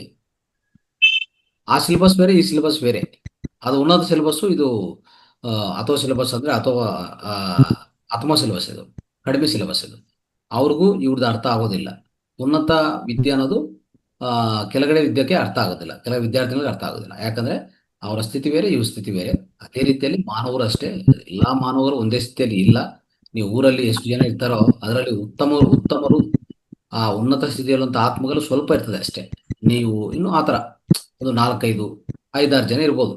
ಮಿಕ್ಕಿದವರೆಲ್ಲ ಕಲಿಯಕ್ಕೆ ಬಂದಿದ್ದಾರೆ. ಅವರು ಜೀವನದಲ್ಲಿ ಇನ್ನೂ ಸಾಗ್ತದೆ ಅಷ್ಟೇ. ಇದು ಒಂಥರ ಈ ಇನ್ನೊಂದು ರೀತಿಯಲ್ಲಿ ಹೇಳ್ಬೇಕಂದ್ರೆ ಈ ಇಡೀ ಜಗತ್ತೇ ಒಂದು ನಾಟಕ ನಡೀತಾ ಇದೆ, ದೊಡ್ಡ ಡ್ರಾಮಾ ನಡೀತಾ ಇದೆ. ಇದರಲ್ಲಿ ನಾವು ನಮ್ಮ ರೋಲ್ ಏನಿದೆ ನಾವು ಪ್ಲೇ ಮಾಡ್ತಾ ಹೋಗ್ಬೇಕು ಅಷ್ಟೇ. ಅಂದ್ರೆ ನಮ್ಮ ಮನೇಲೂ ಕೂಡ ಹೇಳ್ದೆ, ನೀವು ಇರೋವರೆಗೂ ಏನಾರ ಮಾಡಿ, ನಾನಂತೂ ಯಾವ ಆಚರಣೆ ಮಾಡಲ್ಲ, ಈ ಬಲಿದಾನ ಮಾಡಲ್ಲ ಅಂತ ನಮ್ಮ ಮನೆಯವ್ರ ಮುಂದೆ ಹೇಳ್ದೆ. ಹೆಂಗ್ ಬಿಟ್ರೆ ಹಂಗೆ, ಅದು ಆ ಟೈಮಲ್ಲಿ ಇದರಿಂದ ಈ ಟೈಮಲ್ಲಿ ಸ್ವರ್ಗದಿಂದ ಇದೇನು ಭೂಲೋಕಕ್ಕೆ ಬರ್ತಾರೆ ನಮ್ಮ ಈ ಆಹಾರ ತಿನ್ನೋದಕ್ಕೆ ಅಂತೆಲ್ಲ ಒಂದು ಇದು ಮಾಡಿದ್ದಾರೆ. ಅದು ಖಂಡಿತ ನಾವು ಮಾಡ್ಲೇಬೇಕು, ಹಿರಿಯರಿಗಿಲ್ಲ ಅಂದ್ರೆ ಅದು ಶಾಪ, ನಮ್ಗೆ ಒಳ್ಳೇದಾಗಲ್ಲ. ಏನೋ ಆಚಾರ ಹೇಳ್ತಾರೆ ಗುರುಗಳೇ, ಅದೆಲ್ಲ ಏನ್ ಹೇಳಿದ್ರೆ ನಾವು ಕೇಳಲ್ಲ. ಅದೆಲ್ಲ ಏನಿಲ್ಲ ಬಿಡಿ, ಅದ್ರ ಬಗ್ಗೆ ಚಿಂತೆ ಎಲ್ಲ ಭಯ ಬೇಡ. ನಾವು ಪಿರಮಿಡ್ ಮಾಸ್ಟರ್ ಆಗಿ ನಮ್ಗೆ ಗೊತ್ತು ಆತ್ಮಗಳು ಅವರ ಜೀವನ ಹೇಗೆ ಸಾಗ್ತದೆ ಅಂತ. ಒಂದ್ಸರಿ ಭೂಮಿನ ಬಿಟ್ಟೋದ್ಮೇಲೆ ಅವ್ರವ್ರ ಆತ್ಮ ಪ್ರಣಾಳಿಕೆ ಅವ್ರಿಗಿರತ್ತೆ. ಯಾರು ಕೇರ್ ಮಾಡೋದಿಲ್ಲ, ಯಾರಿಗೂ ಸಂಪರ್ಕ ಬರೋದೇ ಇಲ್ಲ. ಓಕೆ, ಹೌದು ಗುರುಗಳೇ. ನಾನು ಇರೋವರೆಗೂ ಚೆನ್ನಾಗಿ ಏನ್ ಬೇಕಾ ತಿನ್ನಿ. ನಮ್ಮ ಅಪ್ಪ ಅಮ್ಮಂಗೂ ಹೇಳಿದ್ದು ಅಷ್ಟೇ, ಏನ್ ಬೇಕು ಈಗ ತಿನ್ನಿ, ಆಮೇಲೆ ನಾನೇನು ಕೊಟ್ರು ನೀವು ತಿನ್ನೋದು ಇಲ್ಲ, ನಾನು ಕೊಡೋದು ಇಲ್ಲ. ಈಗ ಏನ್ ಬೇಕಾದ್ ಕೇಳಿ ನನ್ನ ಕೈಲಾದ ನಂಗೆ ಕೊಡ್ತೀನಿ, ತಿನ್ನಿ, ಚೆನ್ನಾಗಿರಿ ಅಂತ ಇದೇ ಮಾತು ಹೇಳ್ದೆ ಗುರುಗಳೇ ಮೊನ್ನೆ ಹಬ್ಬದಲ್ಲೆಲ್ಲ. ಆಮೇಲೆ ನೀನೆಲ್ಲ ತಿನ್ನೋದ್ ಬಿಟ್ಬಿಟ್ಟಿದ್ಯಾ, ನಿಂಗೆ ಎಲ್ಲಿ ಬರೋ ಶಕ್ತಿ, ನಿಂಗೆ ಎಲ್ಲಾ ಬಿಟ್ಬಿಟ್ಟೆ ನೀನು, ಹಂಗೆ ಹಿಂಗೆ ಅಂತ ಎಲ್ಲಾ ಮಾತಾಡಿದ್ರು. ನಾನ್ ತಿನ್ನ ಆಹಾರ ಕೊಡ್ರಿ ಬೇಕಾರೆ, ನನಗೆ ಇಷ್ಟ ಇರೋ ತುಪ್ಪ ಹಾಕಿ ಒಳ್ಳೆ ಹಣ್ಣುಗಳು ಕೊಡಿ, ಇದೆಲ್ಲ ದಿನ ಕುಡಿಬೇಕು, ತಿಂತಾ ಇರ್ತೀನಿ. ಈ ಮಾಂಸಾಹಾರ ಬೇಡ ನನಗೆ, ಅದರಿಂದಲೇ ಸಾಕು ಶಕ್ತಿ ಬರುತ್ತೆ ಅಂತೆಲ್ಲ ಅವ್ರಿಗೆ ರಿಪೀಟ್ ಎಲ್ಲ ಹೇಳಿದೆ. Very good. ಹಾಗಾಗಿ ಸ್ವಾಮಿ ಅವರ ಪ್ರಯತ್ನ ನಮ್ದು, ಪ್ರಯತ್ನ ಮಾಡ್ತಾ ನಾವು ಮಾಡ್ಕೊಳ್ತಾ ಇರೋಣ. ಬರೋರು ನಿಧಾನ ಬರ್ತಾರೆ. ಒಬ್ರು ಒಂದ್ ಹೆಜ್ಜೆ ಇಟ್ರೆ ಇನ್ನೊಂದು 1-2 ವರ್ಷಕ್ಕೆ ಇನ್ನೊಬ್ರು ಇನ್ನೊಂದ್ ಹೆಜ್ಜೆ ಇಡ್ಲೇಬೇಕು. ಆದ್ರೆ ನಮ್ಮ ಪ್ರಯತ್ನ ಮುಂದುವರಿಸ್ತಾ ಇರೋಣ. ಅದರಲ್ಲಿ ಯಾವುದೇ ಹಿಂದೇಟು ಹೊಡೆಯೋದು ಬೇಡ. ನಾವು ಸರಿಯಾದ ದಾರಿಯಲ್ಲಿ ಹೋಗ್ತಾ ಇದ್ರೆ ನಮ್ಮ ಹಿಂದ್ಗಡೆ ಅವರೇ ಬರ್ತಾರೆ ಅನ್ನೋದು ಒಂದು ನಂಬಿಕೆ ನಾವು ಇಟ್ಕೊಳ್ಳೋಣ. ಇದು ನನ್ನ ಅಭಿಪ್ರಾಯ. ಹೋದ ವರ್ಷದಿಂದ ಚರ್ಚೆ ಆಗ್ತಾ ಇತ್ತು ನಮ್ಮ ಮನೆಗೆ. ಯಾರು ನಮ್ಮ ಅಣ್ಣ ತಮ್ಮದಿರು ತಂಗಿದ್ರು ಯಾರು ವೆಜ್ ನಾನ್ ವೆಜ್ ಅಲ್ಲ ಅವರು. ನಮ್ಮ ಅಪ್ಪ ಅಮ್ಮ ಮಾತ್ರ ಸ್ವಲ್ಪ ಇದ್ ಮಾಡ್ತಾರೆ. ಯಾಕೆ ಅಂದ್ರೆ ಅದು ಹೋದ ವರ್ಷದಿಂದಲೂ ಬಂತು, ನಮ್ಮ ಮನೆಗೆ ಬೇಡ, ಇದು ಮಾಡೋದ್ ಬೇಡ, ಸಿಹಿನೇ ಮಾಡಿ ಇದ್ ಮಾಡೋದಾರೆ ಅಂತ ಚರ್ಚೆಲ್ ಬಂತು. ಆದ್ರೆ ಈ ಜನಗಳು ಬರ್ತಾರಲ್ಲ ಸರ್, ಇದು ಜನಗಳಿಗೋಸ್ಕರ ನಾವು ಮಾಡಿ ಆಡಂಬರ ಮಾಡಿ ಹೋಗ್ಬಿಟ್ರೆ ಅದು ಬೇರೆ ಏನೂ ಇಲ್ಲ, ಅದು ಮಾಡಬಾರ್ದು ಅಂತಂತರೂ ಕೂಡ ನಾನು ಚರ್ಚೆಗೆ 2 ವರ್ಷನ ಮಾಡ್ತಾ ಇದ್ದೀನಿ ಮನೇಲಿ. ಖಂಡಿತ ನಿಮ್ಮ ಸಂಕಲ್ಪ ಇಟ್ಕೊಳ್ಳಿ, ಅದನ್ನು ನಿಧಾನವಾಗಿ ನೆರವೇರ್ತದೆ ಖಂಡಿತ. ಆಮೇಲೆ ಈ ಬಲಿದಾನ ಅಂದ್ಕೊಂಡಿ ನೋಡಿ ಹುತ್ತಗಳಿಗೆ ಸುಮ್ನೆ ಹಾಲೇರಿತಾರೆ, ಅದ್ ಹೇಳಿರಿ ಕೆಟ್ಟದು ಮಾಡಬಾರ್ದು. ನಾನ್ ನೋಡಿ ನಮ್ಮ ಮನೆಗೆ ಯಾವ್ದೇ ಒಂದು ಜಂತು ಬರ್ಲಿ ಇವತ್ತು ಕೂಡ ಕೇಳಿ, ಒಂದ್ ಇರುವೆ ಬಂದ್ರು ಕೂಡ ಹಿಡಿದು ಆಚೆಗಡೆಗೆ ಬಿಡ್ತೀನಿ, ಯಾವ್ದು ಸಾಯಿಸ್ತಾ ಇಲ್ಲ ಅದನ್ನ. ಕೆಲವ್ರು ಏನ್ ಮಾಡ್ತಾರೆ, ಖಂಡಿತ ಹಾವುಗಳು ಅದು ಸಾಯಿಸ್ತಾರೆ, ಅಲ್ಲಿ ಹೋಗ್ಬಿಟ್ಟು ಕಲ್ ದೇವ್ರಿಗೆ ಯಾವ್ದೋ ಹುತ್ತಕ್ಕೆ ಸುಮ್ನೆ ಪೂಜೆ ಮಾಡ್ತಾರೆ. ಸಾಯಿಸೋದು ಅಲ್ವ ಪೂಜೆ ಮಾಡೋದು, ಯಾವ ನ್ಯಾಯ ಇದು? ಅದ್ ಏನ್ ಮಾಡುತ್ತೆ ನಮ್ಗೆ? ನಾಗದೇವತರಿಗೆ ಪೂಜೆ ಅಂದ್ರೆ, ಒಂದು ನಿಜವಾದ ನಾಗದೇವತನ ಬಂದು ಮುಂದೆ ನಿಲ್ಸಿದ್ರೆ ಓಡೋಗ್ತಾರೆ, ಪೂಜೆ ಮಾಡೋದಿಲ್ಲ. ಅರ್ಥ ಆಯ್ತಾ? ನಿಜ ನಾಗರ ಕಂಡರೆ ಕೊಲ್ಲೆಂಬರಯ್ಯ. ಅವ್ರು ತಗೊಂಡೋಗಿ ಮುಂದೆ ನಿಲ್ಸಿ ಈಗ ಪೂಜೆ ಮಾಡಪ್ಪ ಅಂದ್ರೆ ಬೇಡ ಅಂತ ಎಲ್ಲರೂ ಓಡೋಗ್ತಾರೆ. ಆ ರೀತಿಯಲ್ಲಿ ನಮ್ಮ ಮನೆ ಒಳಗೆ ಇವತ್ತು ಗುರುಗಳೇ ಒಂದ್ ಇಷ್ಟು ಕದ ಜಿರಿಗಳು ಬತ್ತ ಒಳಗಡೆ ಎಲ್ಲ. ನಮ್ಮ ಮನೆಯವರು ಹಂಗೂ ಹೊಡಿತಾರೆ, ನಮ್ಮ ಮನೆಯವರೆಲ್ಲ ಹೊಡೆದ್ ಬಿಡ್ತಾರೆ. ನಾನು ಹೇಳ್ತೀನಿ, ನಾನ್ ಕಂಡ್ರೆ ಮಾತ್ರ ಕೈಗೆ ಸಲರ್ತಿ ಹಂಗೆ ಎತ್ಕೊಂಡೋಗ್ಬಿಟ್ಟು ಆಚೆ ಕಡೆ ಬಿಡ್ತೀನಿ. ಇವತ್ತು ಕೂಡ ನಡೀತಾ ಇದೆ ನಮ್ಮ ಮನೆಗೆ. ನಾನು ಅಂತೂ ಯಾವ್ದೇ ನಾನು ಕಂಡಿದ್ ಮಾತ್ರ ಯಾವ್ದು ಸಾಯಿಸಲ್ಲ ನಾನು. ಅದೇನ್ ತೊಂದ್ರೆ ಮಾಡಲ್ಲ, ನಮ್ಗೆ ಏನಕ್ ಮಾಡ್ತದ. ಇಲ್ಲಿ ಒಂದು ಅದ್ಭುತವಾದ ಸಮಾಜವನ್ನು ಪತ್ರಿಸಾರು ಕಟ್ಟಿದ್ದಾರೆ. ಅಂದ್ರೆ ಇಂಥ ವ್ಯಕ್ತಿಗಳನ್ನ ತಯಾರು ಮಾಡಕ್ಕೆ ಎಲ್ಲೆಲ್ಲಿ ಹೊರಗಡೆ ಈ ತಿರುಗಲ್ಲಿರ್ತಾರೆ, ಮಟ್ಟಿಯಲ್ಲಿರುವಂತ ಮಾಣಿಕ್ಯಗಳನ್ನು ಆಚೆ ಸರ್ ಪ್ರಯತ್ನ. ಯಾಕಂದ್ರೆ ಅಟ್ಲೀಸ್ಟ್ ಇಷ್ಟು ಜನ ತಯಾರಾದ್ರೆ ನೆಕ್ಸ್ಟ್ ಇನ್ನು ಮುಂದಿನ ಪ್ರಪಂಚಕ್ಕೆ, ಈಗ ಈ ಒಂದ್ ಜನ್ಮ ಅಲ್ವಲ್ಲ, ನೆಕ್ಸ್ಟ್ ಇನ್ನು ಅನೇಕ ಜನ್ಮಗಳು ಬರ್ಬೇಕು. ನಾವೆಲ್ಲರೂ ಬರುವಾಗ ಸ್ವಲ್ಪ ಒಳ್ಳೆ ವೇಷ ಹಾಕೊಂಡು ವೇಷಧಾರಣ ಮಾಡ್ಕೊಂಡು ಒಳ್ಳೆ ನಮ್ಮ ಈ ಅದ್ಭುತವಾದ ಜ್ಞಾನಧಾರಣ ಮಾಡ್ಕೊಂಡು ಹೋಗಿರ್ತೀವಿ, ಮತ್ತೆ ಬರ್ತೀವಿ. ಅವಾಗ ಸಂತರಾಗಿ ತುಂಬಾ ಸಂಸ್ಕರಣೆ ಮಾಡ್ಬೇಕಾಗಿರುತ್ತದೆ. ಯಾಕಂದ್ರೆ ಇಲ್ಲಿ ಇನ್ನು ಏನು ಆಗಿಲ್ಲ. ಇನ್ನೂ ಹೇಳ್ಬೇಕಂದ್ರೆ ಒಂದು 80% ಜನ ನಾರ್ಮಲ್ ಅವರ ಆತ್ಮದ ದಶ ನೋಡಿದ್ರೆ ಬಾಲ್ಯ ದಶ, ಶೈಶವ ದಶ, ಯೌವನಕ್ಕಿಂತ ಇನ್ನು ಈ ಕಡೆನೇ ಇದ್ದಾರೆ. ಅವ್ರು ಮೆಚೂರ್ ಆಗಿಲ್ಲ. ಅಂದ್ರೆ ವೃದ್ಧಾತ್ಮ, ವಿಮುಖಾತ್ಮ, ಆ ಅದೆಲ್ಲ ಆ ರೀತಿಯಲ್ಲಿ ಆ ದಶಕ್ಕೆ ಹೋಗಿಲ್ಲ ಅವರು. ಅನೇಕರು ಅಂದ್ರೆ 800 ಕೋಟಿ ಜನ ಇದ್ರೆ ಉದಾಹರಣೆಗೆ ಹೇಳ್ಬೇಕಂದ್ರೆ ಒಂದು ಒಂದು ಅದರಲ್ಲಿ 10% ಇಲ್ಲ ಉನ್ನತ ದೇಶದಲ್ಲಿರುವಂಥವ್ರು. ಇನ್ನು 700 ಕೋಟಿ ಆ ರೀತಿ ಇರುವಾಗ ನೀವು ಎಷ್ಟು ಸರಿ ಬರಬೇಕಾಗತ್ತೆ, ಸಂಸ್ಕರಣೆ ಮಾಡ್ಬೇಕಾಗತ್ತೆ ಈ ಭೂಮಿ ಮೇಲೆ. ಅದಕ್ಕೆ ನಮ್ಮಂಥವ್ರೆಲ್ಲ ತಯಾರಾಗ್ತಾ ಹೋಗ್ಬೇಕಾಗತ್ತೆ. ಇನ್ನೊಬ್ಬರು ನೋಡಿ ನಾವು ನಿಲ್ಲಿಸ್ಬಾರ್ದು. ನಮ್ಮ ವಿದ್ಯೆ, ನಮ್ಮ ಜ್ಞಾನ, ನಮ್ಮ ಆತ್ಮ ಸಾಕ್ಷಾತ್ಕಾರ ಏನು ನಾವು ಪಡಿತೀವೋ ಇದೆಲ್ಲ ನಮಗೆ ಮುಂದಿನ ಜೀವನಗಳಲ್ಲಿ, ಮುಂದಿನ ಜನ್ಮಗಳಲ್ಲಿ ನಮಗೆ ಬೇಕಾಗಿರುವಂಥದ್ದು ನಾವು ಪಾಲನೆ ಮಾಡಿ ಇನ್ನು ಎಷ್ಟೋ ಜನಕ್ಕೆ ನಾವು ಅವ್ರಿಗೆಲ್ಲ ಸಂಸ್ಕರಣಕ್ಕೋಸ್ಕರ ನಾವು ಬರಬೇಕು. ಸೋಷಿಯಲ್ ರಿಫಾರ್ಮೇಶನ್ ಅಂತ ಹೇಳ್ತೀವಲ್ಲ, ಈ ಸಂಘದ ಸಂಸ್ಕರಣಕ್ಕೋಸ್ಕರ ನಾವು ಬರಬೇಕಾಗತ್ತೆ. ಅದಕ್ಕೆ ನಾವೆಲ್ಲ ತಯಾರಾಗೋಣ. ಆ ತಯಾರಾಗಕ್ಕೆ ಈ ವೇದಿಕೆ ಇರೋದು. ನಮ್ಮಂಥವನ್ನೆಲ್ಲ ತಯಾರು ಮಾಡಕ್ಕೇನೆ ಈ ವೇದಿಕೆ ಇರೋದು. ಇಲ್ಲಿ ಎಷ್ಟು ಜನ ಇರ್ತಾರೆ? ಇಲ್ಲಿ ಸ್ವಲ್ಪ ಜನ ಇರ್ತಾರೆ, ಜಾಸ್ತಿ ಇರೋದಿಲ್ಲ. ಈಗ ನೀವು ಹೋಗಿ ಇಂಥ ಕಾರ್ಯಕ್ರಮವನ್ನು ಎಲ್ಲರೂ ಕೊಡಿ, ಎಷ್ಟು ಜನ ಜಾಯ್ನ್ ಆಗ್ತಾರೆ? ಇಲ್ಲಿ ಎಷ್ಟು ಜನ ಜಾಯ್ನ್ ಆಗಿದ್ದಾರೆ? 38 ಜನ ಇದ್ದಾರೆ. 60 ಇದ್ರು ಮತ್ತೆ 38ಕ್ಕೆ ಬಂದರು. ಅಂದ್ರೆ ಅಷ್ಟೇ ಜನದಲ್ಲಿ ಈ ಇಂಥ ಪ್ರಕೃತಿ ಇದೆ ಒಳಗಡೆ. ಮಿಕ್ಕಿದೆಲ್ಲ ವಿಕೃತಿನೇ. ಆ ಪ್ರಕೃತಿ ಇಂಥ ಜನದಲ್ಲಿ ಮಾತ್ರ ಇದೆ. ಇವರೇ ಬೇಕಾಗಿರೋರು, ಇವರೇ ಮುಂದಿನ ಪೀಳಿಗೆಗಳಿಗೆ ಬೇಕಾಗಿರುವಂತ ಸಂಸ್ಕರಣ ಮಾಡಬೇಕಾಗಿರೋಂಥ ಬಸವನ ತರ, ಒಂದು ಅಕ್ಕಮಹಾದೇವಿ ತರ, ಇಂಥ ಮಹಾನ್ ವ್ಯಕ್ತಿಗಳ ತರ ಇವರೆಲ್ಲರೂ ತಯಾರಾಗಿ ಮುಂದಿನ ಈ ಭೂಮಿಯನ್ನು ಕಾಪಾಡಬೇಕು. ಈ ಭೂಮಿಯನ್ನೇ ಸ್ವರ್ಗಧಾಮ ಮಾಡಿ, ಮತ್ತೆ ಸ್ವರ್ಗಧಾಮ ಮಾಡಕ್ಕೆ ಎಷ್ಟು ಜನ್ಮಗಳು ಬೇಕನ್ನೋದು ಇನ್ನೇ ಹೇಳಕ್ಕಾಗಲ್ಲ. ಎಷ್ಟು ವರ್ಷಗಳು ಅಂದ್ರೆ ಒಂಥರ ಮಿಲಿಯನ್ ಇಯರ್ಸ್ ಬೇಕಾಗತ್ತೆ. ಇನ್ನು ಮುಂದಕ್ಕೆ ಹೋಗ್ತಾ ನಿಧಾನವಾಗಿ ಬರುತ್ತೆ. ಆ ಮಾರ್ಪು ಅನ್ನೋದು, ಆ ಚೇಂಜ್ ಅನ್ನೋದು ನಿಧಾನವಾಗಿ ಬರೋದು. ಅದು ಆ ನಿರಂತರ ಈ ಆತ್ಮ ಪ್ರಯಾಣದಲ್ಲಿ ನಾವು ಈ ಕಲಿಯೋದು ಅನ್ನೋದು ತುಂಬಾ ಉಪಯೋಗ ಆಗತ್ತೆ ಫ್ಯೂಚರ್ ಅಲ್ಲಿ. Okay, right. ಅಶ್ವಿನಿ ಮೇಡಮ್ ಮಾತಾಡಿ, ಕೊನೆಯದಾಗಿ ಮುಕ್ತಾಯ ಮಾಡೋಣ, ಕಾರ್ಯಕ್ರಮ ಲೇಟ್ ಆಗಿದೆ. ಎಸ್ ಗುರುಜಿ, ಸುಮಾರು ವಿಚಾರಧಾರೆಗಳು ಇವತ್ತು ಬಂದಿದೆ ನಮ್ಮ ವೆಂಕಟರಾಮ್ ಸರಿಂದ ಅಂತ ನಾನು ಭಾವಿಸ್ತೀನಿ. ಗುರುಜಿ, ಹಬ್ಬ ಅಂದ್ರೆ ನಿಜವಾದ ಹಬ್ಬ ಆಚರಣೆ ಅಂತಂದ್ರೆ ಖುಷಿಯಾಗಿರೋದು, ಎಲ್ರು ಸಂಬಂಧಿಕರು ಒಟ್ಟಿಗೆ ಬಂದು ಸೇರೋವಂಥದ್ದು. ಅದಕ್ಕೋಸ್ಕರ ಹಬ್ಬ ಆಚರಣೆ ಮಾಡ್ತೀವಿ. ಬಟ್ ಆದ್ರೆ ಹೆಚ್ಚಿಗೆ ಅದೇ ಒಂದು ಮೂಢನಂಬಿಕೆಯಲ್ಲಿ ಹೋಗ್ಬಾರ್ದು ಅನ್ನೋದು ನನ್ನ ಅನಿಸಿಕೆ. ಆದ್ರೆ ನಾವೆಲ್ಲ ಮನೇಲಿ ಇದ್ದುಕೊಂಡೇ ಆನ್ಲೈನ್ ಕ್ಲಾಸ್ ನ ಅಟೆಂಡ್ ಮಾಡ್ತಾ ಇದೀವಿ. ಇದೊಂದು ಸೌಭಾಗ್ಯ, ಇದೇ ಒಂದು ನಿಜವಾದ ಹಬ್ಬದ ಆಚರಣೆ. ಈಗ ನಿನ್ನೆ ನಡೆದಂತಹ ಆಕ್ಯುಪ್ರೆಷರ್ ಕಾರ್ಯಾಗಾರದಲ್ಲಿ ನಾವೆಲ್ಲರೂ ಕೂಡ ಆನ್ಲೈನ್ ಅಲ್ಲಿ ಇದ್ವಿ, ಆಫ್ಲೈನ್ ಅಲ್ಲಿ ಎಲ್ಲರೂ ಜಾಯ್ನ್ ಆದ್ವಿ. ಅದು ನಿಜವಾದ ಹಬ್ಬ, ಅದು ನಿಜವಾದ ಸಂಬಂಧ, ಆತ್ಮ ಬಂಧುಗಳ ಸಂಬಂಧ. ಈಗ ಯಶೋಧ ಮೇಡಮ್ಗೆ ಅವಕಾಶ ಕೊಟ್ರೆ ಎಷ್ಟು ಖುಷಿಯಿಂದ ಫೀಲ್ ಮಾಡಿದ್ದಾರೆ. ನನಗೆ ಅನಿಸಿಕೆ ಅಂತಂದ್ರೆ ಅವರು ಇದ್ರ ಬಗ್ಗೆ ಮಾತಾಡ್ತಾರೆ ಹೆಚ್ಚಿನದಾಗಿ, ಆದ್ರೆ ಸಮಯಾವಕಾಶ ಇಲ್ಲ. ಗುರುಜಿ ಹೇಳ್ಬೇಕು ಅಂದ್ರೆ ಒಂದು 15 ದಿವಸ ಮಾತಾಡ್ಬೋದು ನಾವು ನಿನ್ನೆ ಕಾರ್ಯಾಗಾರದ ಬಗ್ಗೆ. ಅಷ್ಟೊಂದ್ ತರದ ಅನ್ಲಿಮಿಟೆಡ್ ಜ್ಞಾನ ಸಿಕ್ಕಿದೆ. ನಿಜವಾಗ್ಲೂ ವಂಡರ್ಫುಲ್, ಮಾರ್ವಲೆಸ್ ಅಂತ ಏನ್ ಹೇಳ್ತಾರೆ ಅದಕ್ಕಿಂತನೂ ಮೀರಿದ್ದು. ನಮ್ಮ ವೆಂಕಟರಾಮ್ ಸರ್ ಅಂತೂ ಗುರುಜಿ, ನಾವೆಲ್ಲ ಜರ್ನಿ ಅಂದ್ರೆ ನಡ್ಕೊಂಡ್ ಬಂದಿಲ್ಲ, ಜಟಕಾ ಗಾಡಿಲಿ ಬಂದಿಲ್ಲ, ಮೆಟ್ರೋದಲ್ಲಿ ಬಂದಿದೀವಿ. ಬಟ್ ಟೈರ್ಡ್ ಆಗಿದೆ ಅಂತ ಅನ್ಸಿದ್ರು ನಮ್ಮ 18 ವರ್ಷದ ಹುಡುಗ ಅಂತಾನೆ ನಾನು ಕರಿತೀನಿ.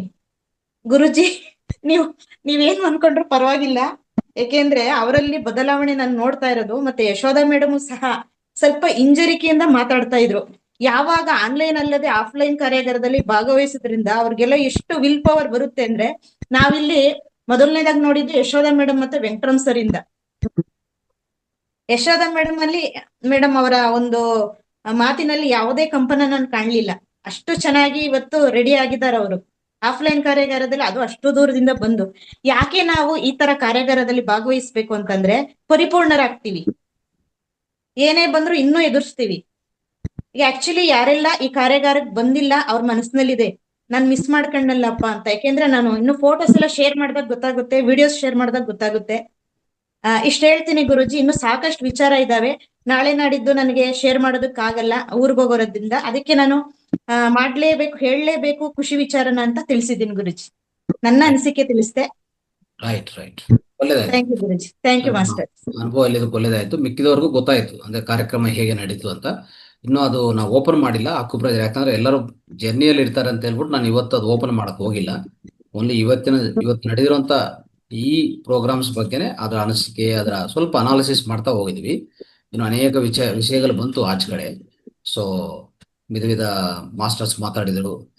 ಮತ್ತೆ ವೆಂಕಟರಮ್ ಸಾರು, ಇಲ್ಲ ಇವರೆಲ್ಲದಿಂದ ಏನಾಯ್ತು, ಇನ್ನು ಅನೇಕ ವಿಷಯಗಳು ಆಚೆ ಕಡೆ ಬರ್ತಾ ಇದೆ.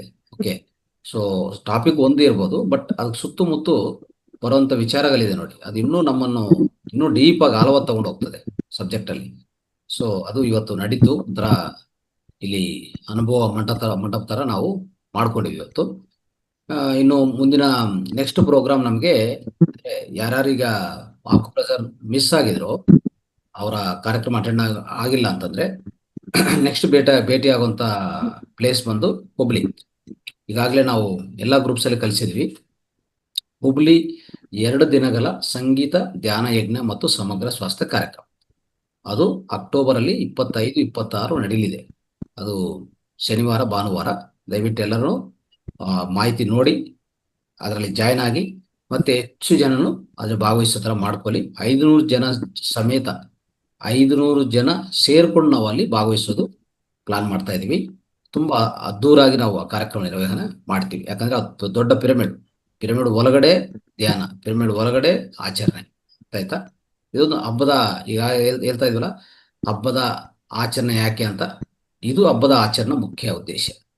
ನಮ್ಮ ಹುಬ್ಳಿ 2 ದಿನಗಳ ಸಂಗೀತ ಧ್ಯಾನ ಯಜ್ಞ, ದಯವಿಟ್ಟು ಎಲ್ಲರೂ ಭಾಗವಹಿಸಿ, ಎಲ್ಲರೂ ಪ್ರಚಾರ ಮಾಡಿ, ಇವತ್ತಿಂದ ಶುರು ಮಾಡಿ, ಆಯ್ತಾ. ಆದ್ರ ಹೆಚ್ಚು ಇನ್ನು ಪಾಂಪ್ಲೆಟ್ ಆಗ್ಲಿ, ಯಾವ ಮಾಸ್ಟರ್ಸ್ ಬರ್ತಾರೆ, ಸೀನಿಯರ್ ಮಾಸ್ಟರ್ಸ್ ಯಾರು ಬರ್ತಾರೆ, ತಜ್ಞರು, ವಿಧ ಹೆಲ್ತ್ ಎಕ್ಸ್ಪರ್ಟ್ಸ್ ಯಾರು ಬರ್ತಾರೆ, ಇದೆಲ್ಲ ನಿಮ್ಗೆ ತಿಳಿಸ್ತಾ ಹೋಗ್ತೀವಿ. ಅದೆಲ್ಲ ನಾವು ಪ್ಲಾನ್ ಮಾಡ್ತಾ ಹೋಗ್ತಾ ಇದೀವಿ. ಎಲ್ಲರಿಗೂ ಹೆಚ್ಚಾಗಿ ಪ್ರಚಾರ ಮಾಡಿ ಅಂತ ಮತ್ತೊಂದ್ಸರಿ ಅಂತ ಇವತ್ತಿನ ಕಾರ್ಯಕ್ರಮವನ್ನು ಈಗ ಸಂಪನ್ನಗೊಳಿಸಬೇಕು. Yes madam.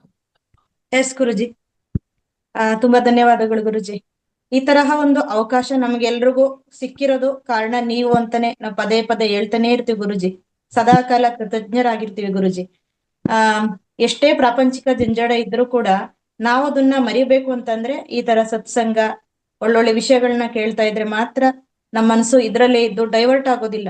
ನಾವು ಏನ್ ಕೊಟ್ಟಿದೀವಿ, ನಮ್ ಕೆಲಸ ಏನು ಅಂತ ಆ ಮಾರ್ಗದಲ್ಲೇ ನಡ್ಕೊಂಡು ಹೋಗೋದಕ್ಕೆ ಇದೊಂದು ಸದಾವಕಾಶ ನಮ್ಗೆ ಸಿಕ್ಕಿದೆ. ಅದನ್ನ ಸಂಪೂರ್ಣವಾಗಿ ನಾವೆಲ್ಲರೂ ಬಳಸ್ಕೊಳ್ತಾ ಇದ್ದೀವಿ ಅಂತ ಹೇಳ್ತಾ, ಇವತ್ತು ನಮ್ಮೆಲ್ರಿಗೂ ಸ್ವಾಧ್ಯಾಯದಲ್ಲಿ ಅಕ್ಕ ಮಹಾದೇವಿ, ಅಂದ್ರೆ ಇವತ್ತು ಮಹಾಗೌರಿ ಮಾತೆ ಸ್ವರೂಪರು ಅವರೇ ಅಂತ ನಾವು ಭಾವಿಸ್ತಾ, ಅವರ ಸಂದೇಶಗಳನ್ನ ತಗೊಂಡು ಅಕ್ಕ ಮಹಾದೇವಿರವ್ರನ್ನ, ಅವರ ಬಗ್ಗೆ ಸಾಕಷ್ಟು ತಿಳ್ಕೊಂಡಿದೀವಿ.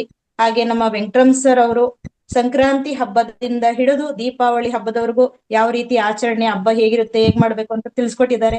ನಿಮ್ಗೂ ಕೂಡ ದೊಡ್ಡ ನಮಸ್ಕಾರ. ಆದ್ರೆ ಫೋನ್ ಹಿಡ್ದಿದೀನಿ, 2 ಕೈ ಆಗೋದಿಲ್ಲ.